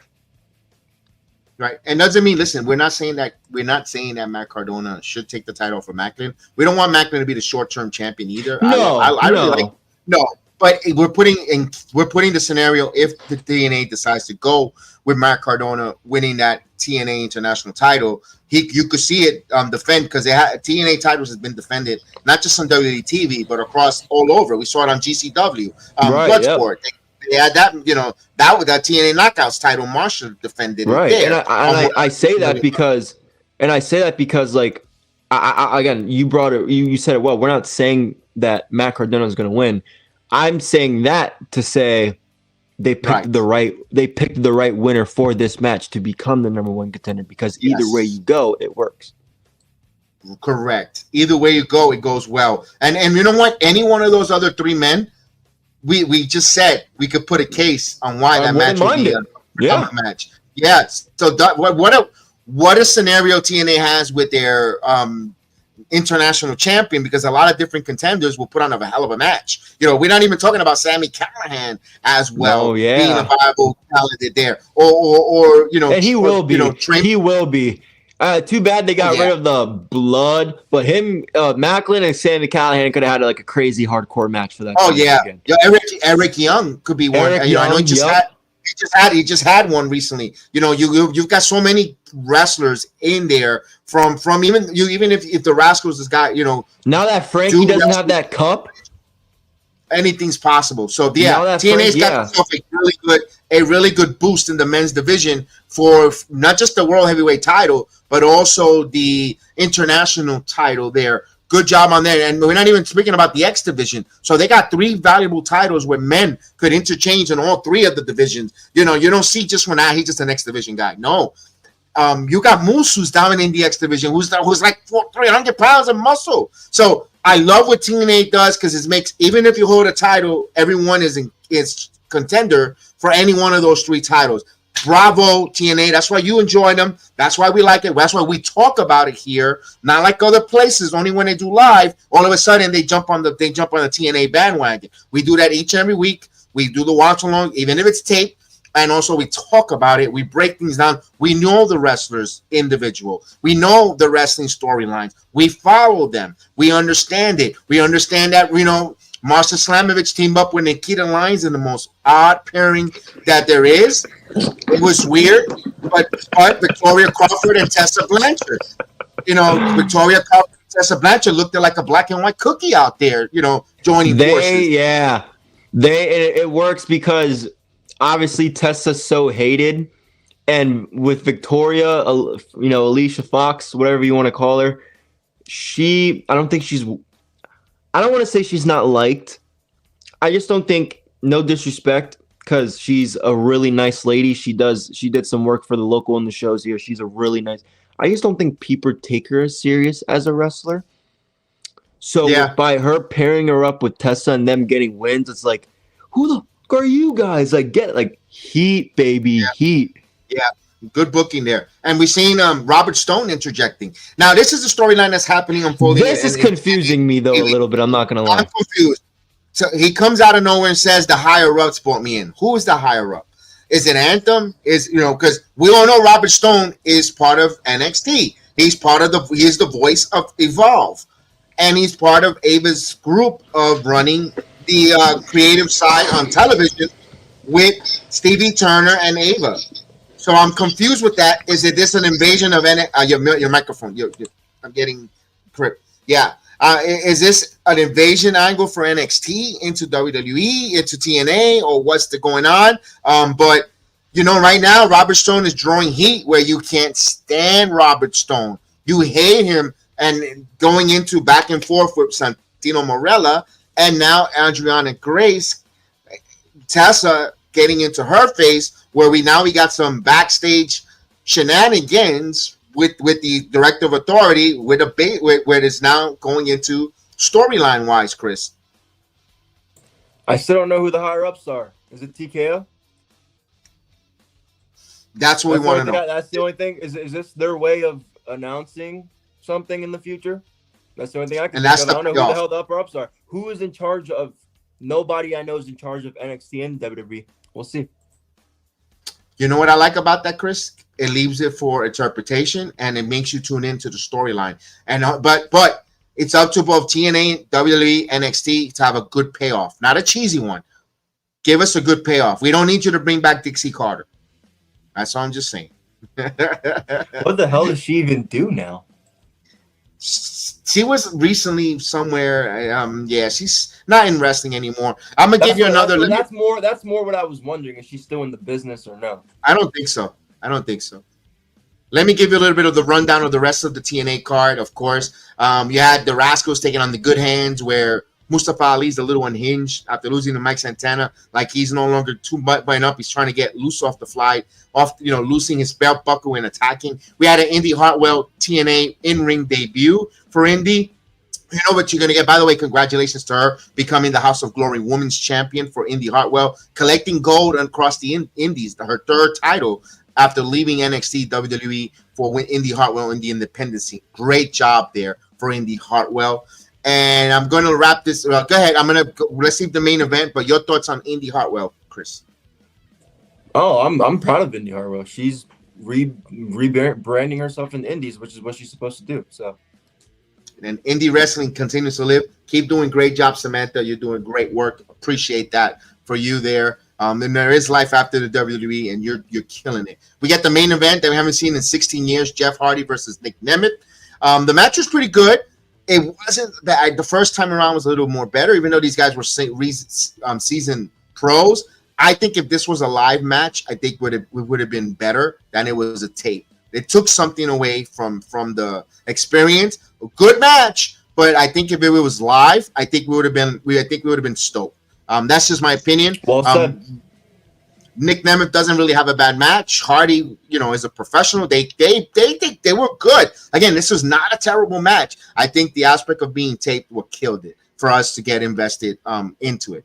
So, but TNA again, Heather says it was a little. There was some times that had a little down, but they had a lot of good stuff. Storyline wise, it was really a good show, and there was some peaks and valleys when it came to TNA. And I think that's where I think we're getting. I think as TNA, if you're a regular TNA fan that watches it, you're getting a little bit spoiled them coming live occasionally, and you want more. And they're doing a good job on wanting more. Hopefully, they get that new TV deal. Even the corny crap like First Class, that shit's entertaining. Oh yes, let's talk about that. That is First Class hysterical. And I'm not an AJ Francis guy. He has me blocked, but he is hysterical when he does. Casey Navarro is awesome too. Yeah. Casey's awesome. I got to give Casey Navarro a lot of props. He is super talented. I really enjoy his stuff there. You had O'Shea Jackson there. Of course, and AJ Francis puts down LA, the South California area, of course. Definitely had something to say. Mike Santana comes out, chased them away. So maybe AJ Francis, Mike Santana, a little bit of program. Listen, I have a theory here. Let's go right into it. They're fighting at the pay-per-view. Here's my theory. And I'm going to say this here. This Friday is Emergence or Under Siege. It's one of those Steven Seagal's pay-per-views. It's Under Siege, where hopefully Steven Seagal comes out and say fight. But they're going to wrestle. Frankie Kazarian teaming up with Trick Williams, taking on Elijah and Joe Henry. Then Sunday in NXT Battleground, you're going to have the TNA World Title, Joe Henry up against Trick Williams. I think Elijah's going to turn on Joe Henry and hit him with the guitar. When he gets hit with the guitar, Trick Williams will be your new TNA World Champion. Now, that's you just loving NXT. I love NXT. I'm not going to lie. But I'm going to tell you why it's going to go that route.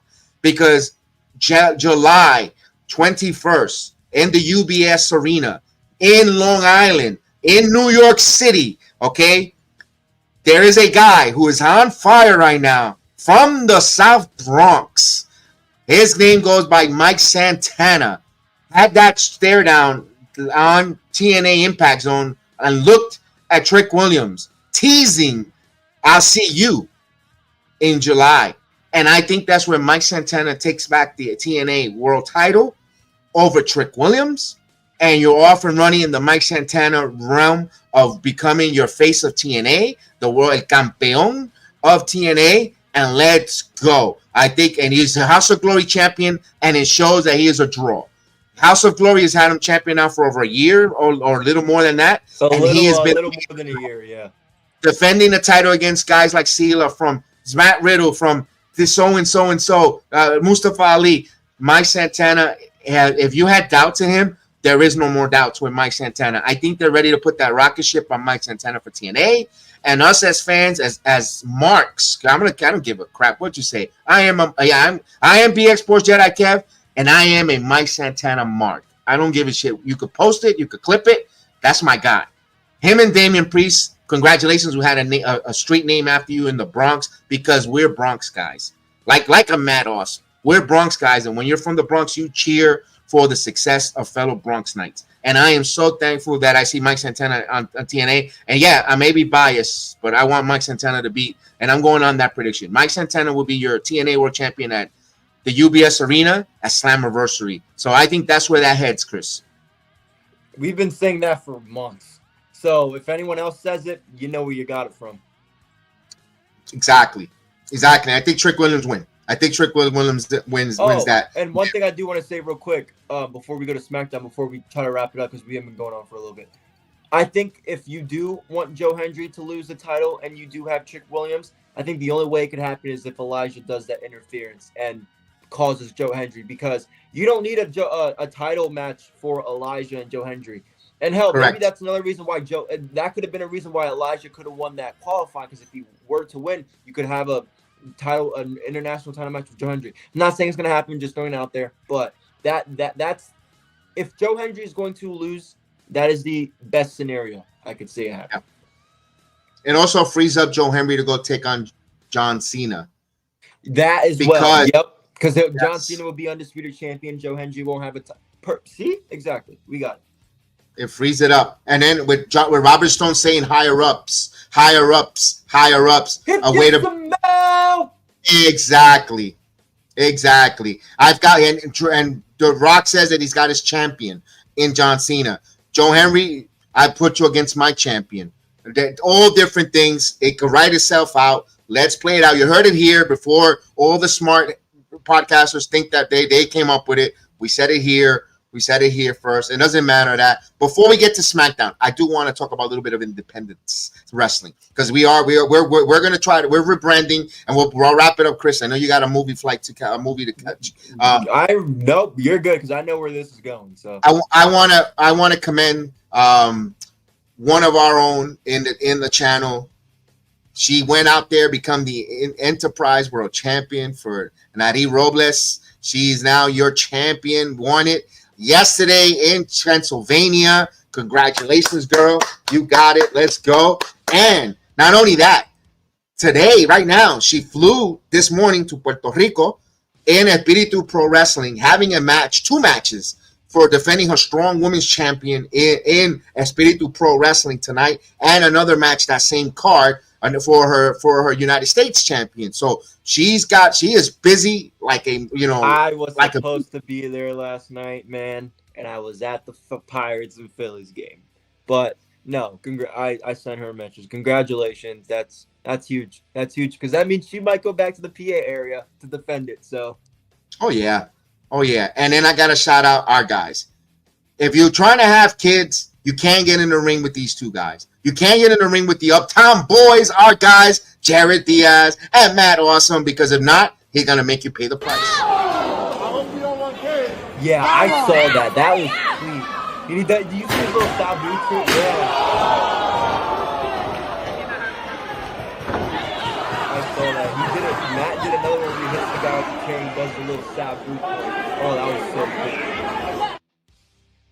That's our friends, the Uptown Boys, friends of the program. Matt doing great stuff there. And then Matt and Jared have a big match coming up. These are the Uptown Boys. I want you to get to know them because they're friends of the program. Yes, indeed. You're Abuela's favorite wrestler. Of course, one half of the Uptown Boys. That's Matt Awesome and Jared Diaz. They have a big tag team turmoil, an anniversary. If you're in the New Jersey area, Ridgewood, You have a big opportunity there. There is a tag team turmoil match coming up. Check them out. Matt will be in there with Jarrett. Good luck on that, guys, this coming weekend. So good luck to our guys, the Uptown Boys. We wanted to make sure we give them a shout out and show them much love because they had love for coming on and joining us, for coming on and being part with us. Where, you know, a lot of people, I've sent a lot of different requests. Some get answers, some don't. We got some lineup, but if you're an independent wrestler, no matter what part, I don't care what independent show you are, we want to talk to you. We want to have a conversation. We're not in the business of knowing your personal life, your love life. No, we want to know what motivates you to get in the ring. What, you know, all the different things. What are you up to? What's your goal? What's your aspiration? All those different things. We want to have a conversation. We want to use our platform here on YouTube to spread the word to people to know who you are, get to know you, and also follow you and shout you out. Follow your career. Get people watching more of the independent scene. Independence wrestling is hot right now. Let's scorch it.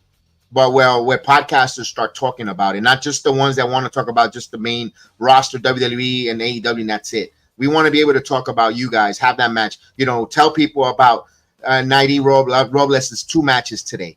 You know, while wrestling last night in Pennsylvania, flying to Puerto Rico and wrestling today, 2 matches. That's called grinding. That's working. That young lady with her, she's one half of the tag team Major League Blondes, who by the way, wrestled in NWA Tag Team Turmoil a couple months ago in March. By the way, Crockett Cup going on. I have a little bit of an issue with Crockett Cup. I was trying to look for it. I couldn't find it. I tried YouTube. I tried Thriller TV. I wanted to watch Natty Neidhart wrestle, or Natalia Neidhart. I want to give full respect on her name there. And I wanted to see it. I couldn't see it. I missed the Crockett Cup. Alex Hammerstone made his debut for NWA. So Alex Hammerstone in NWA too. So good job for Alex Hammerstone getting in that big company. Hammerstone and Lattimore will be a hell of a match for that NWA World Title. I can't wait to see that there. So more and more, and I wanted to also give a quick shout out for our friends. Again, those are our friends. These are the Major League Blondes. There you go. I wanted to give them a friend. And then, of course, all leading up to the big Puerto Rican weekend for the House of Glory, June 7th in Queens. Mike Santana's second annual. First annual was great, and I can't wait to see that there. And again, our friend, she's trying to get more gold. She's becoming a championship collector for Gremlin House Wrestling. She's taking on Mother Endless for Gremlin's House Wrestling for the women's title. Gremlin's House Women's Title, Mother Endless versus Hendry Robles. Good luck there because she just keeps collecting gold. Man, I can't wait to see that as well. And then there's some other cards coming up where she's got one coming up on June 13th. She's well-rounded. She goes everywhere. She's on ACW, who had a show here in Orlando, Florida last weekend. They're going to be in Maryland. So in Maryland, they have a good card there. If you're in the Maryland area, support your local. You got Enzo Amore, Matt Riddle, Ensworth, NID. I don't know who the young lady is with the title there, but she's taking her on for that title. So she's out there collecting gold from every which way, Chris. Yo, you got to be excited for our friends, man. Let's go. And one more I got to promote. There you go. Gotham City Slam, also from Gremlin's House. Yes. You got Tommy Invincible in that match. You got Sila Fatu. Nadine is in that as well. Hopefully she's defending her title, her Gremlin House women's title on that card in Gotham City Slam. So let's go. Let's manifest it. Let's put it out there. Let's go. Let's go, Nari. Go get that title. Let's go. Dale, mija. Estamos atrás de ti apoyándote. Let's go. Let's go. You already know. Yes, indeed. I'm excited. There's some good. They're on the cards with some really well-known people, and that's really good. Again, I'm hoping to see her in TNA one day. So, and it's gonna happen. And Matt's such a good dude. We talk a lot. I'm looking forward to seeing what all those guys are gonna be doing. House of Glory, Puerto Rican weekend. I can't wait. It's gonna be fun June. One thing that came up on my feed today, June 29th, if you're in the Orlando, Central Florida area, inspiring wrestlers that watch, House of Glory will have an Orlando seminar with none other the indie god, Matt Cardona. If you're looking to get into the professional wrestling, looking to get started, or want a introduction, a seminar. If wrestling is for you, you know, it's not just going in there and you know, tumbling around mattresses. No, they're gonna teach you. They have a seminar. It's good for you to educate if that's something you want to do or not want to do. If it's for you or not. They have a seminar, a House of Glory in Oviedo, and that's in Oviedo, Florida. That's in the Orlando area. So House of Glory opening up there. He's going to be there. Matt Cardona, Orlando's own Matt Cardona. Yeah, he's Long Island, but he lives here. So he'll be holding that seminar for House of Glory. So if you're interested, you find out at the House of Glory website there for them. We're not a paid sponsored. They're not a paid sponsor. We're doing this for the kindness of our heart because we want to put over definitely. Why this guy said okay, all right.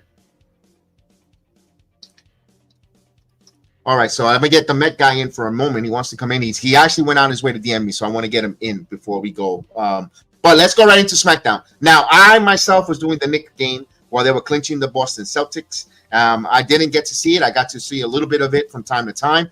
But one thing that's standing out, Chris, JC Mateo, no longer Jeff Cobb.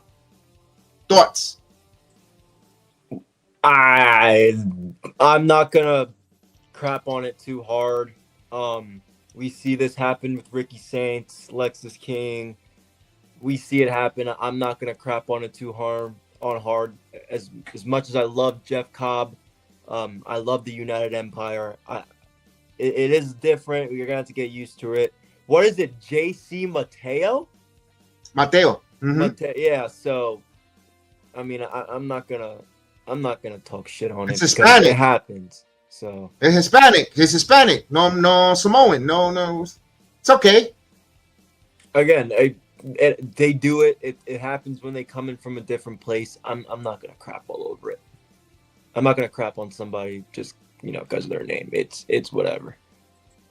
All right. I got Mets. I know Mets. Let me get Mets on. I know Mets. He's from the. What's up, Mets? What's going on? The Knicks basketball. Not mine. Yeah. Speaking How are you, pal? Fine. I mean, speaking of basketball, I'm watching Game 7 of the West semis right now. Oh, who's winning? Nuggets up 6 right now. Just started. Let's go. All right, so Matt, welcome to my channel. I appreciate you, man. I appreciate you. We shared a lot of streams on Still Knicks fans, so we got to check out our boy Ron. Still Knicks fan, want to put him over. Your thoughts here with the baseball, with the wrestling. Talk to me. Where would you want to go? We're trying to wrap it up. SmackDown. If you saw SmackDown, what did you like of SmackDown? I mean, they're making it interesting in the women's title scene. I mean, granted, I'm not the biggest fan of Tiffany Stratton, but she's starting to grow on me. Okay. As for the whole men's thing, I mean, I can understand why Truth is getting the match in the main event. The question is this or is this not going to be for the WWE title? It's not going to be for the WWE non-title. Oh. Mostly because they still view Truth as the butt of a joke. I mean, come on. Also, ever since Cena buried him in 2011, what's he been reduced to? A clown. You could be right. Let me ask this, though. If he were to get a title match, wouldn't people say, what made him deserve a title match? Just because he got put through a table? So I kind of see where WWE is protecting him or protecting that stipulation. I'm just saying, I mean, you go back a couple of months ago, leading into WrestleMania, Cena said he doesn't bury talent. He is the talent. Bullshit. Let me just say this to John to his face. John, you don't bury talent. You bury potential. Look at what you did to people like Cardona, like Miz, like Barrett, like the rest of the Nexus. Save maybe Wyatt, but regardless. And various others. Rusev. Don't forget Rusev. And various others. You were basically used as Vinnie Mac's beat stick. For people that got too far out of line. Or were performing way above the pay grades. That's why. You want to play the giving treat, the Sindri role near the end of Ragnarok? Fine, I don't blame you. I empathize with that. But to go after a fan base, when you took far more than you were willing to give from other wrestlers, I call bullshit. Well, guess what? He's a couple months away. We won't ever see John Cena again. Those shorts will be retired. he will be put away, and we don't have to deal with the We the reign won't of see John. him. We won't be able to see him. No, And throw in the fact that him selling his soul to Rock is now the 4th time he's essentially sold his soul to the devil.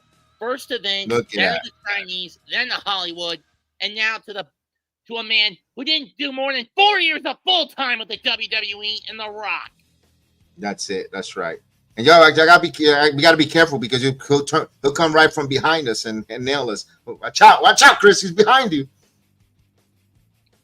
Whether he drops it at SummerSlam or in the final main event, December the 13th in Boston, I don't care. The sooner the scales are ripped off his own eyes, the better. All right, Mets. Let me ask this quick We don't know if John Cena is going to defeat R-Truth, or even if he loses, he's still going to keep his title. Are you interested in any chance to see Joe Hendry versus John Cena? Yes and no. On the one Okay. hand, you kind of know it's just another way for the WWE to throw their weight around. You know Hendry's going to lose. Okay. But on the other hand, it's an interesting publicity stunt.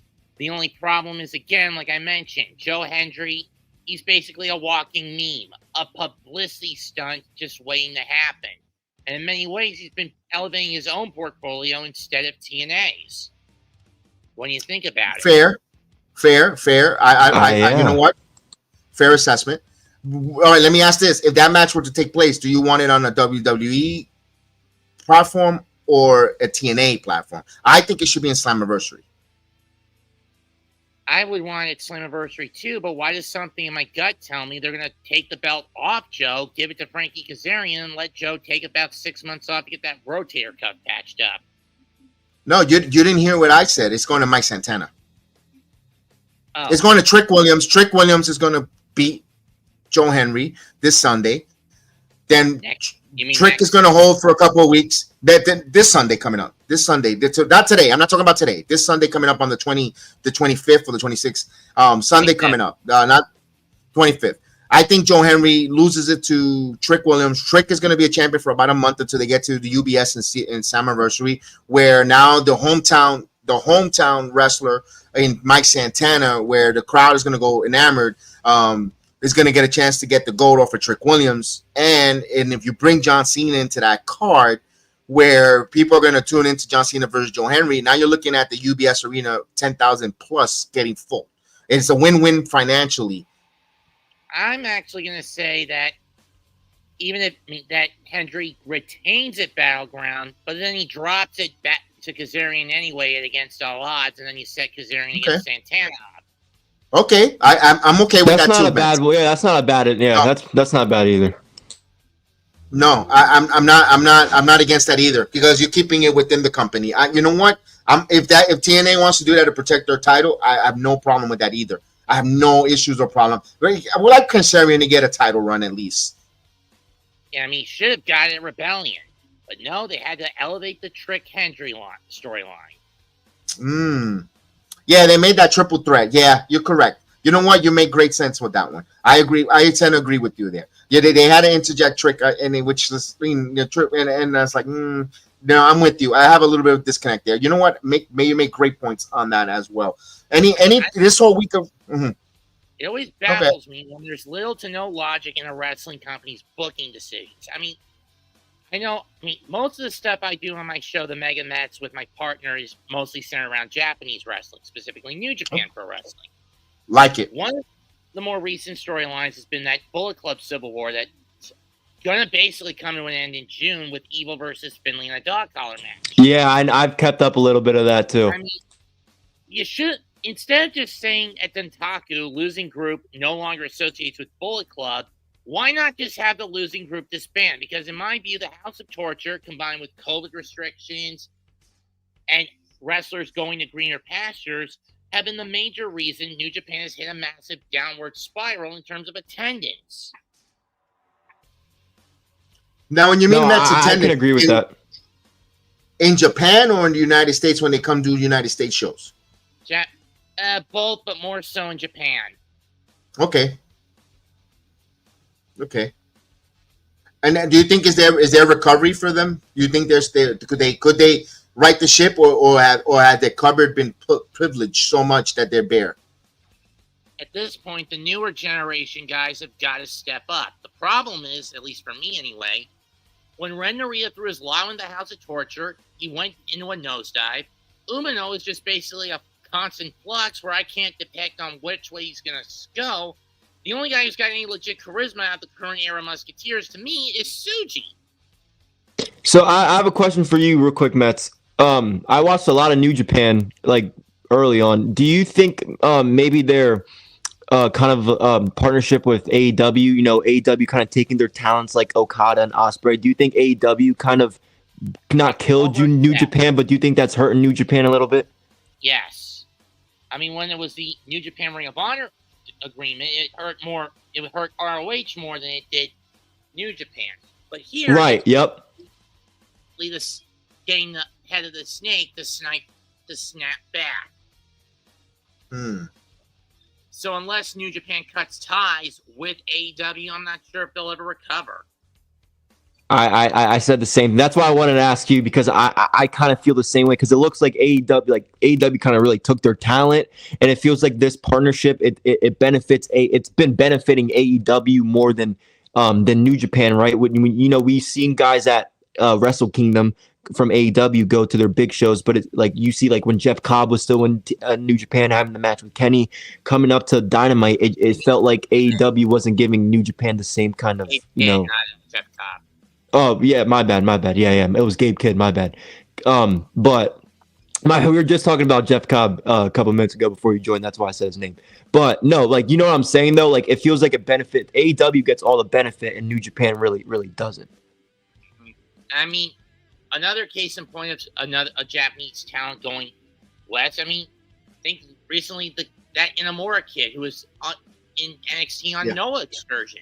The excursion's up. So when is he going to show back up in Noah? And I think part of that trade was Omos showing up in Noah for a brief stint. Yes.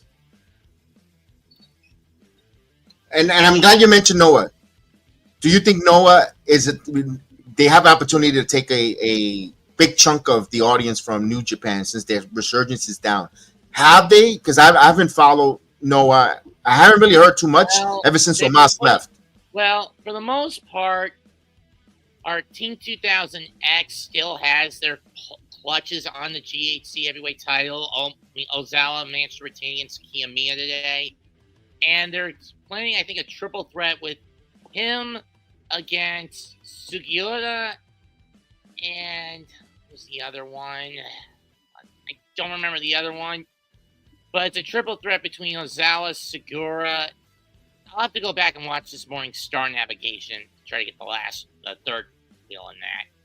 And I'm kind of glad that Noah's thinking outside the box, but there was one decision they made that was so stupid. I didn't even understand why they did it last year. Bring back that stupid hardcore title. Oh my God. They did. And all right. The worst thing is, it's not even in the company anymore. It's in All Japan with Shuji Ishikawa last I checked. But All Japan was working with the WWE. So you look like All Japan Noah working together, or they're not. Because you got to put me into the Japanese scene, because for me it's a lot of. As far as I know, All Japan Noah are still separate despite the same lineage. And again, with certain Japanese promotions, there's one rabbit hole I recommend you avoid, and that's DDT. That thing is fucking knucking butts. I didn't know that. Matt Awesome, our friend of the show, Matt Awesome, was a former DDT World Heavyweight Champion as well, I believe. No, wait a minute. He had the Iron Man title? Let me make sure. I know I did see something. I read something there. If it was the Iron Man. But my question to you when it comes to the Japanese wrestling, how much does it have an impact in the American company? Does it benefit? Because right now it didn't benefit AEW to go over there. But to be honest with you, WWE, we started watching more of All Japan. We were watching more of Noah, but not to the degree that we could say it was a hit, though. Why? Well, streaming, time different? Yeah, that's the biggest issue, the time difference. I mean, We all live on the East Coast of America, right? Yep. That's about a 13-hour time gap from here to the land of the rising sun. So yeah, it is a bit of a hindrance to both sides when one has to get up as early as the crack of dawn, at best, or at worst, do a 2 a.m. stream show taping event. Which is why I'm not looking forward to the Australia shows for the WWE in October. Okay, I got you. And by the way, I got a correction. It's DDT Pro Heavy Metalweight Champion. Yeah, I knew DDT it. Pro. The Iron Man title. The ultimate poison chalice of wrestling. Well, he was a former champion, Matt. Awesome. Yes. I wanted to correct that on that there with that. So I'm you know what? This was great that you have you to listen about the wrestling and across in the far rising sun on the east for in Japan. Because I know we got Marigold. Marigold's been quiet. Marigold's lost a lot of their women too. You know, they're losing a lot of their talent women as well as all Japan. I mean, granted, my bread and butter isn't really Marigold. It's one of their bigger sister promotions, Tokyo Joshi. Tokyo Joshi, okay. Now are they affiliated with Stardom, or how's that broken down? No, Tokyo Joshi is actually the sister promotion of DDT, and them along with Sendai Girls, 01, Michinoku Pro, Ganbare, Noah, Marigold, and there's one other are all under the umbrella of the company Cyber Fight, and they're all bundled together on the streaming platform Wrestle Universe. Okay. See, this is very educative. I'm glad you came on, because for me, I'm one of those, like, where do I start to get into Japanese wrestling? Because again, it's a lot of wrestling to consume. But sometimes, you know, you want to keep tabs on the wrestling world outside of the United States. You know, I know we got our guy Ethan, who's down there in England, and of course Ref Pro, giving us all that insights on good stuff there. And now hopefully we have an affiliation where you can tell us about the wrestling in New Japan or in Japanese wrestling. Be great, because this was what we want to do as a Heal the Ring, as a wrestling show. Collaborate and talk about all across wrestling, not just the main WWE, AEW, TNA. We want to talk about others, because these performers go out there and bust their asses. They should be talked about. They should be acknowledged. Yeah, I agree. All right. Anything we want to? This upcoming week, we have, of course, we just talked about. Let's talk about Double or Nothing. We got Double or Nothing. You like the anarchy on the arena, the Owen. Dude, who do you do? Talk to me about the Owen. Who do you like winning? It depends. In the men's, it's dependent on if Page makes his deal with the devil and realigns himself with the Young Bucks or not. That's dependent with the men. I like that thought. I think they're gonna give it to Ospreay for All in Texas to win it. I could be wrong, but I really don't mind who wins the Owen this year over the men's. I like both guys, but Mets kind of that opened up to me a little bit. I could see where you're going with that. So we'll see. I got Ospreay though. With the women, on the other hand, I'm just sick of Monet winning all the damn time, so I'm giving it to Hater. She dropped the strong women's title to Azumi at Resurgence last Friday, but that was just basically to shut up the critics of saying that she was booked too damn strongly. Oh, you're talking about Mercedes? Yeah. Yeah, I don't know who for the women. It's that's a tough one. I don't know who's gonna win the women. I mean, it probably is gonna be Mercedes and Tony. You guys know what my headcanon was going to Double or Nothing until we got what we have? My headcanon was going into Revolution. Mox beats Cope. Then he beats Swerve at Dynasty. And just as he's gloating, the lights go out, and in a Sting style return, Darby Allin comes out, bat in hand, wrapped in barbed wire, beats the shit out of Moxley, and then challenges him at Double or Nothing, and then beat him to get the title back out of that briefcase, and basically claim what was rightfully Darby's at Wrestle Dream that was stolen from him by Mox. I love that idea. But instead, if it wasn't for Double or Nothing usually being anarchy in the arena, I would totally love for your idea to take place at Double or Nothing. But I think your idea could take place in the future because I do think when Darby comes back, he's going to be the one to take it from Moxley. So they could literally do it the way you said it. My question is, when do you do it? You do it all in, you do it for Forbidden Door, or you do it all out? That's a good question. Probably all out. After all in. That means the winner of the Owen Hart ain't gonna get a chance. No gonna get opportunity. So you might as well let Hangman sell himself or go with the Bucks. That since they like to copy storylines from the WWE, let him sell his soul to the Young Bucks and the EVPs back, and let Hairspray continues to trap to. I wouldn't mind that.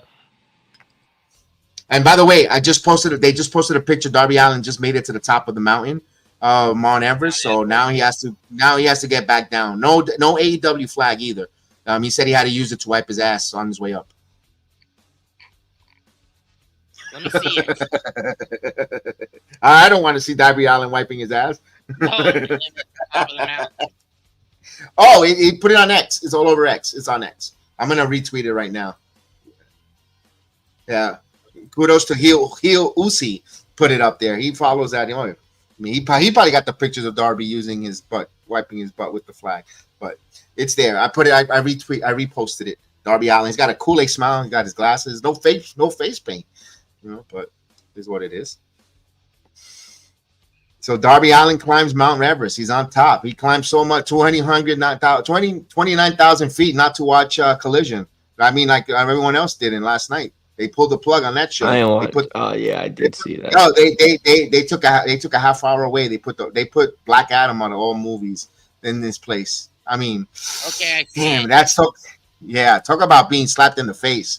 You had technical difficulties, and the movie you put was The Rock. I'm not gonna lie, I didn't even know all that took place till I woke up this morning because I was at the Pirates and Phillies game last night. So I didn't even know all that took place until I woke up this morning and I saw Black Adam. I was like, listen, the only one that watched it was Chi-Town Mark. Chi-Town Mark, yeah. Well, I might as well get going. This game ain't gonna. No, we're gonna call it a show. Mets. Now you got it. You're more than welcome. You want to do a report on Japanese pro wrestling? You're more than welcome on the Hill of the Ring. We do this on Saturdays. I know you do we got still Knicks going on. Sometimes we move it to Sundays, but we could collaborate. And I've got. And yes, tell me where we can find you. Yes, tell so we could subscribe and find you. Find me either here on YouTube at Mets2128. You can find me on X at Sting's Disciple 2. Find me on Twitch at Lufield Deathwalker. Granted, I don't use that much outside of just watching other people's stuff. And you can also find me part of the Aboriginal Sports Network, also on YouTube. Where I cover baseball, wrestling. Do Tuesday night streams of NXT. You're in the yard, and when applicable, if I can watch it, NASCAR streams. Oh, that's different. Okay, cool. All right, nice job. Good job there. And by the way, if you're ever in NXT Tuesday, if you're here in Orlando, let us know, man. I'll go and hang out with you on the NXT at the Performance Center. Okay. If I ever decide, let me know, definitely. Yeah. Have you been to Performance Center? No, but I did go to about half of an NXT house show several years ago. I missed half of it because my dad was busy being a dimwit, moving someone else out of another house when he promised he'd take me to it. Oh, but when you ever come down to Florida and on a either Tuesday or a house show, let me know what time. Well, I'll get some tickets. No, seriously, because I know we know each other through Ron, and we know how much we support Ron, and to show appreciation to Ron and the channel. If you ever come down here, I definitely will come out the cave and go and check out NXT. I love going to NXT Performance Center. I definitely will do that. Most of the wrestling I've gone to is predominantly local indies in the Carolinas. Okay. Lately, the past 3 years, I've managed to catch at least one Deadlock event. Nice. All right. Good job. And yeah, please support your local indies. We're now transitioning a little bit more to interviewing independent talent. We're going to start talking more about independent wrestling here. We want because we know that there's a story they got to be told. and we want this platform for their story to be told. Yes, sir. Before I go, you guys interested in showing up at WrestleCade on Black Friday weekend this year in Winston-Salem? To show up? Yeah, it's a giant wrestling convention that happens in that area every Black Friday weekend. I went to it last year. You know what? I'm not gonna say no or yes. I'm open to it. I'm gonna be honest with you. I'm open to it. If it help anything to help our program and to heal the ring, I'm open for it. Yeah. What do you do? Do you organize a group meeting or something? I don't know. I mean, as far as I've only been to the con once. It's basically where you get to meet legends of the wrestling business. They'll do panels, yes, and they'll have wrestling shows. I'm Winston. I mean, I'm like I said, I'm not going to say no or I'm not going to commit yes because I'm open to it. I'm willing to do something to help the community grow wrestling. I'm always open to it. I'm always open, ready to go. Yeah, I'm not gonna. Yeah, let's do it. We got our information. Hopefully, this is the first of many collaborating streams. Don't be a stranger. If you need us for anything, we're here. We of course, again, we have a mutual friend between Ron, Still Nick fans. If you're a Nick fan, if you want to have that, please check out Still Nick fans with Ron and John. They're in their channel. Still Nick fans channel as well, and also where Mets are. Everywhere Mets is located, please hit that like, follow, and we appreciate Mets. Thank you so much for hopping on with us tonight or this afternoon. Hell yeah, dude! Good conversation. Appreciate it. Great conversation, and go Yankees. Now I'm just joking with you. Even though look, he got a Mets shirt, I got a Yankee shirt, but it is what it is, But orange and blue. Let's go. We agree on orange and blue. Knicks colors. Yep. Let's go. There we go. Appreciate everyone. Thank you. Thank you guys for the Heal the Ring podcast. Don't forget to watch our watch-alongs on Playback app. And all. This is me, Chris, BX Sport Jedi Kev. Here's our intro where you tells us a little bit about ourselves. Until next time, don't let life pin you. Always kick out, and may the sports be with you. See you later.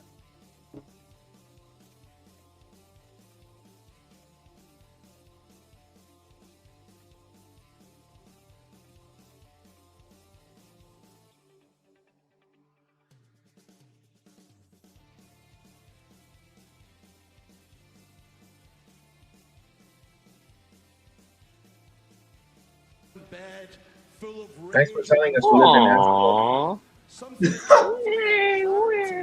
had an epiphany. I got out of my big bed. Epiphany? Wait, he lives in Tennessee. I looked in the mirror and I went, "My God, you're jacked and handsome." Damian Priest is going to cost him the match.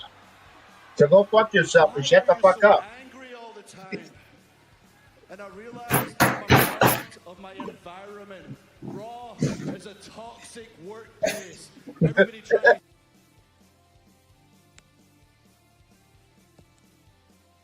There's nothing wrong with someone where you could use someone to elevate your status, but don't hurt the fans. Don't take a piss on us and say it's raining. To be honest, because seriously, that's just a funny analogy. All The Rock has to do for the Hall of Fame, you couldn't do a Hall of Fame speech to for Triple H coming via satellite, dressed up, even if you put on a monkey suit at home or in front of the, I'm pretty sure he has some beautiful.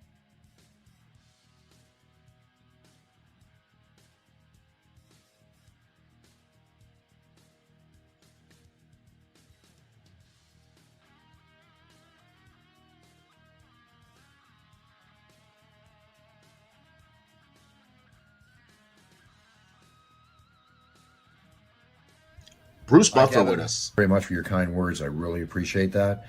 Everything is going according to schedule. I knew when I started 25 years ago, this was going to be the biggest thing in sports and fighting sports especially, and that's exactly what it's become.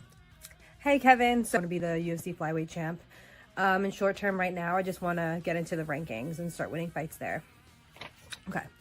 One of the biggest influences were George St. Pierre. I just love his style. He was so well-rounded and just so good everywhere. And that's kind of like how I want to be. So I like to watch a lot of his fights and try to emulate him. You have it right there from the one and only, your grandmother's favorite wrestler, Mr. Matt Awesome. This is the Heel of the Ring podcast on the Sports Jedi Network from BX Sport Jedi Kev, PG Chris, and Matt Awesome. Tell me about your journey coming from the Bronx. How did you get into wrestling first and foremost?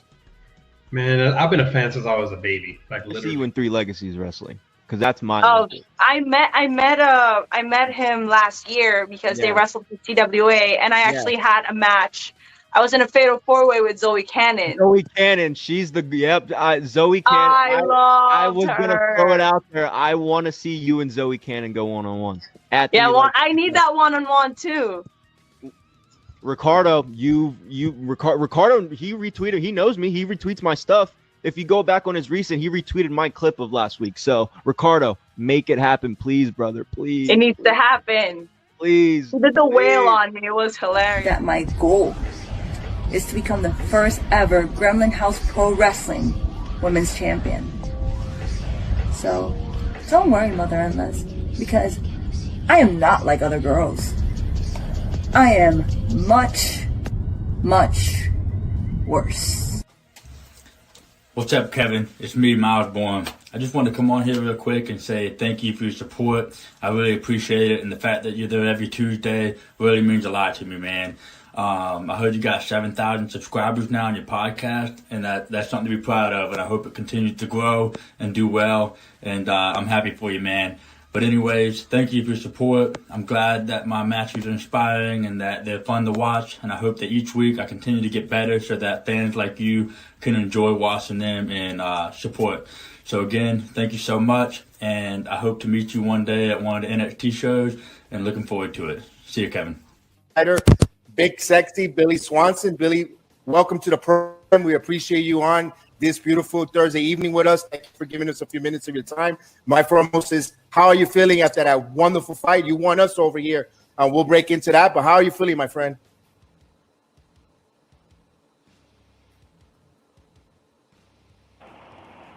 I had my mic on muted, but no, I feel good, man. You know, my calf's a little bruised up, and I've got a couple itches in my butt I can heal from within a week and get back to training full time. Are you at the gym currently? Looks like you're at the gym. Am I wrong?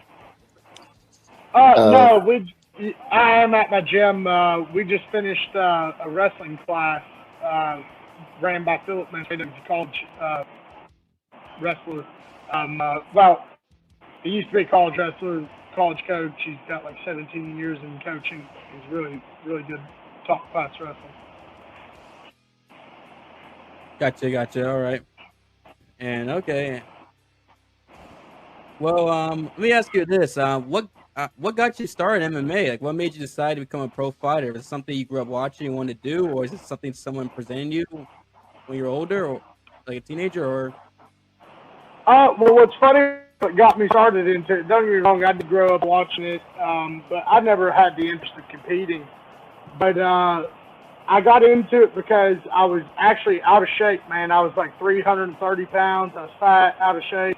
And let's go, no big person running. So, like, I had to run. So I was like, I could go learn boxing, you know. Tune in to Heel of the Ring podcast on the Sports Jedi Network channel. May the sports be with you. Because I am the hero the Sports Jedi deserves, but not the one it needs right now. Long live Lexus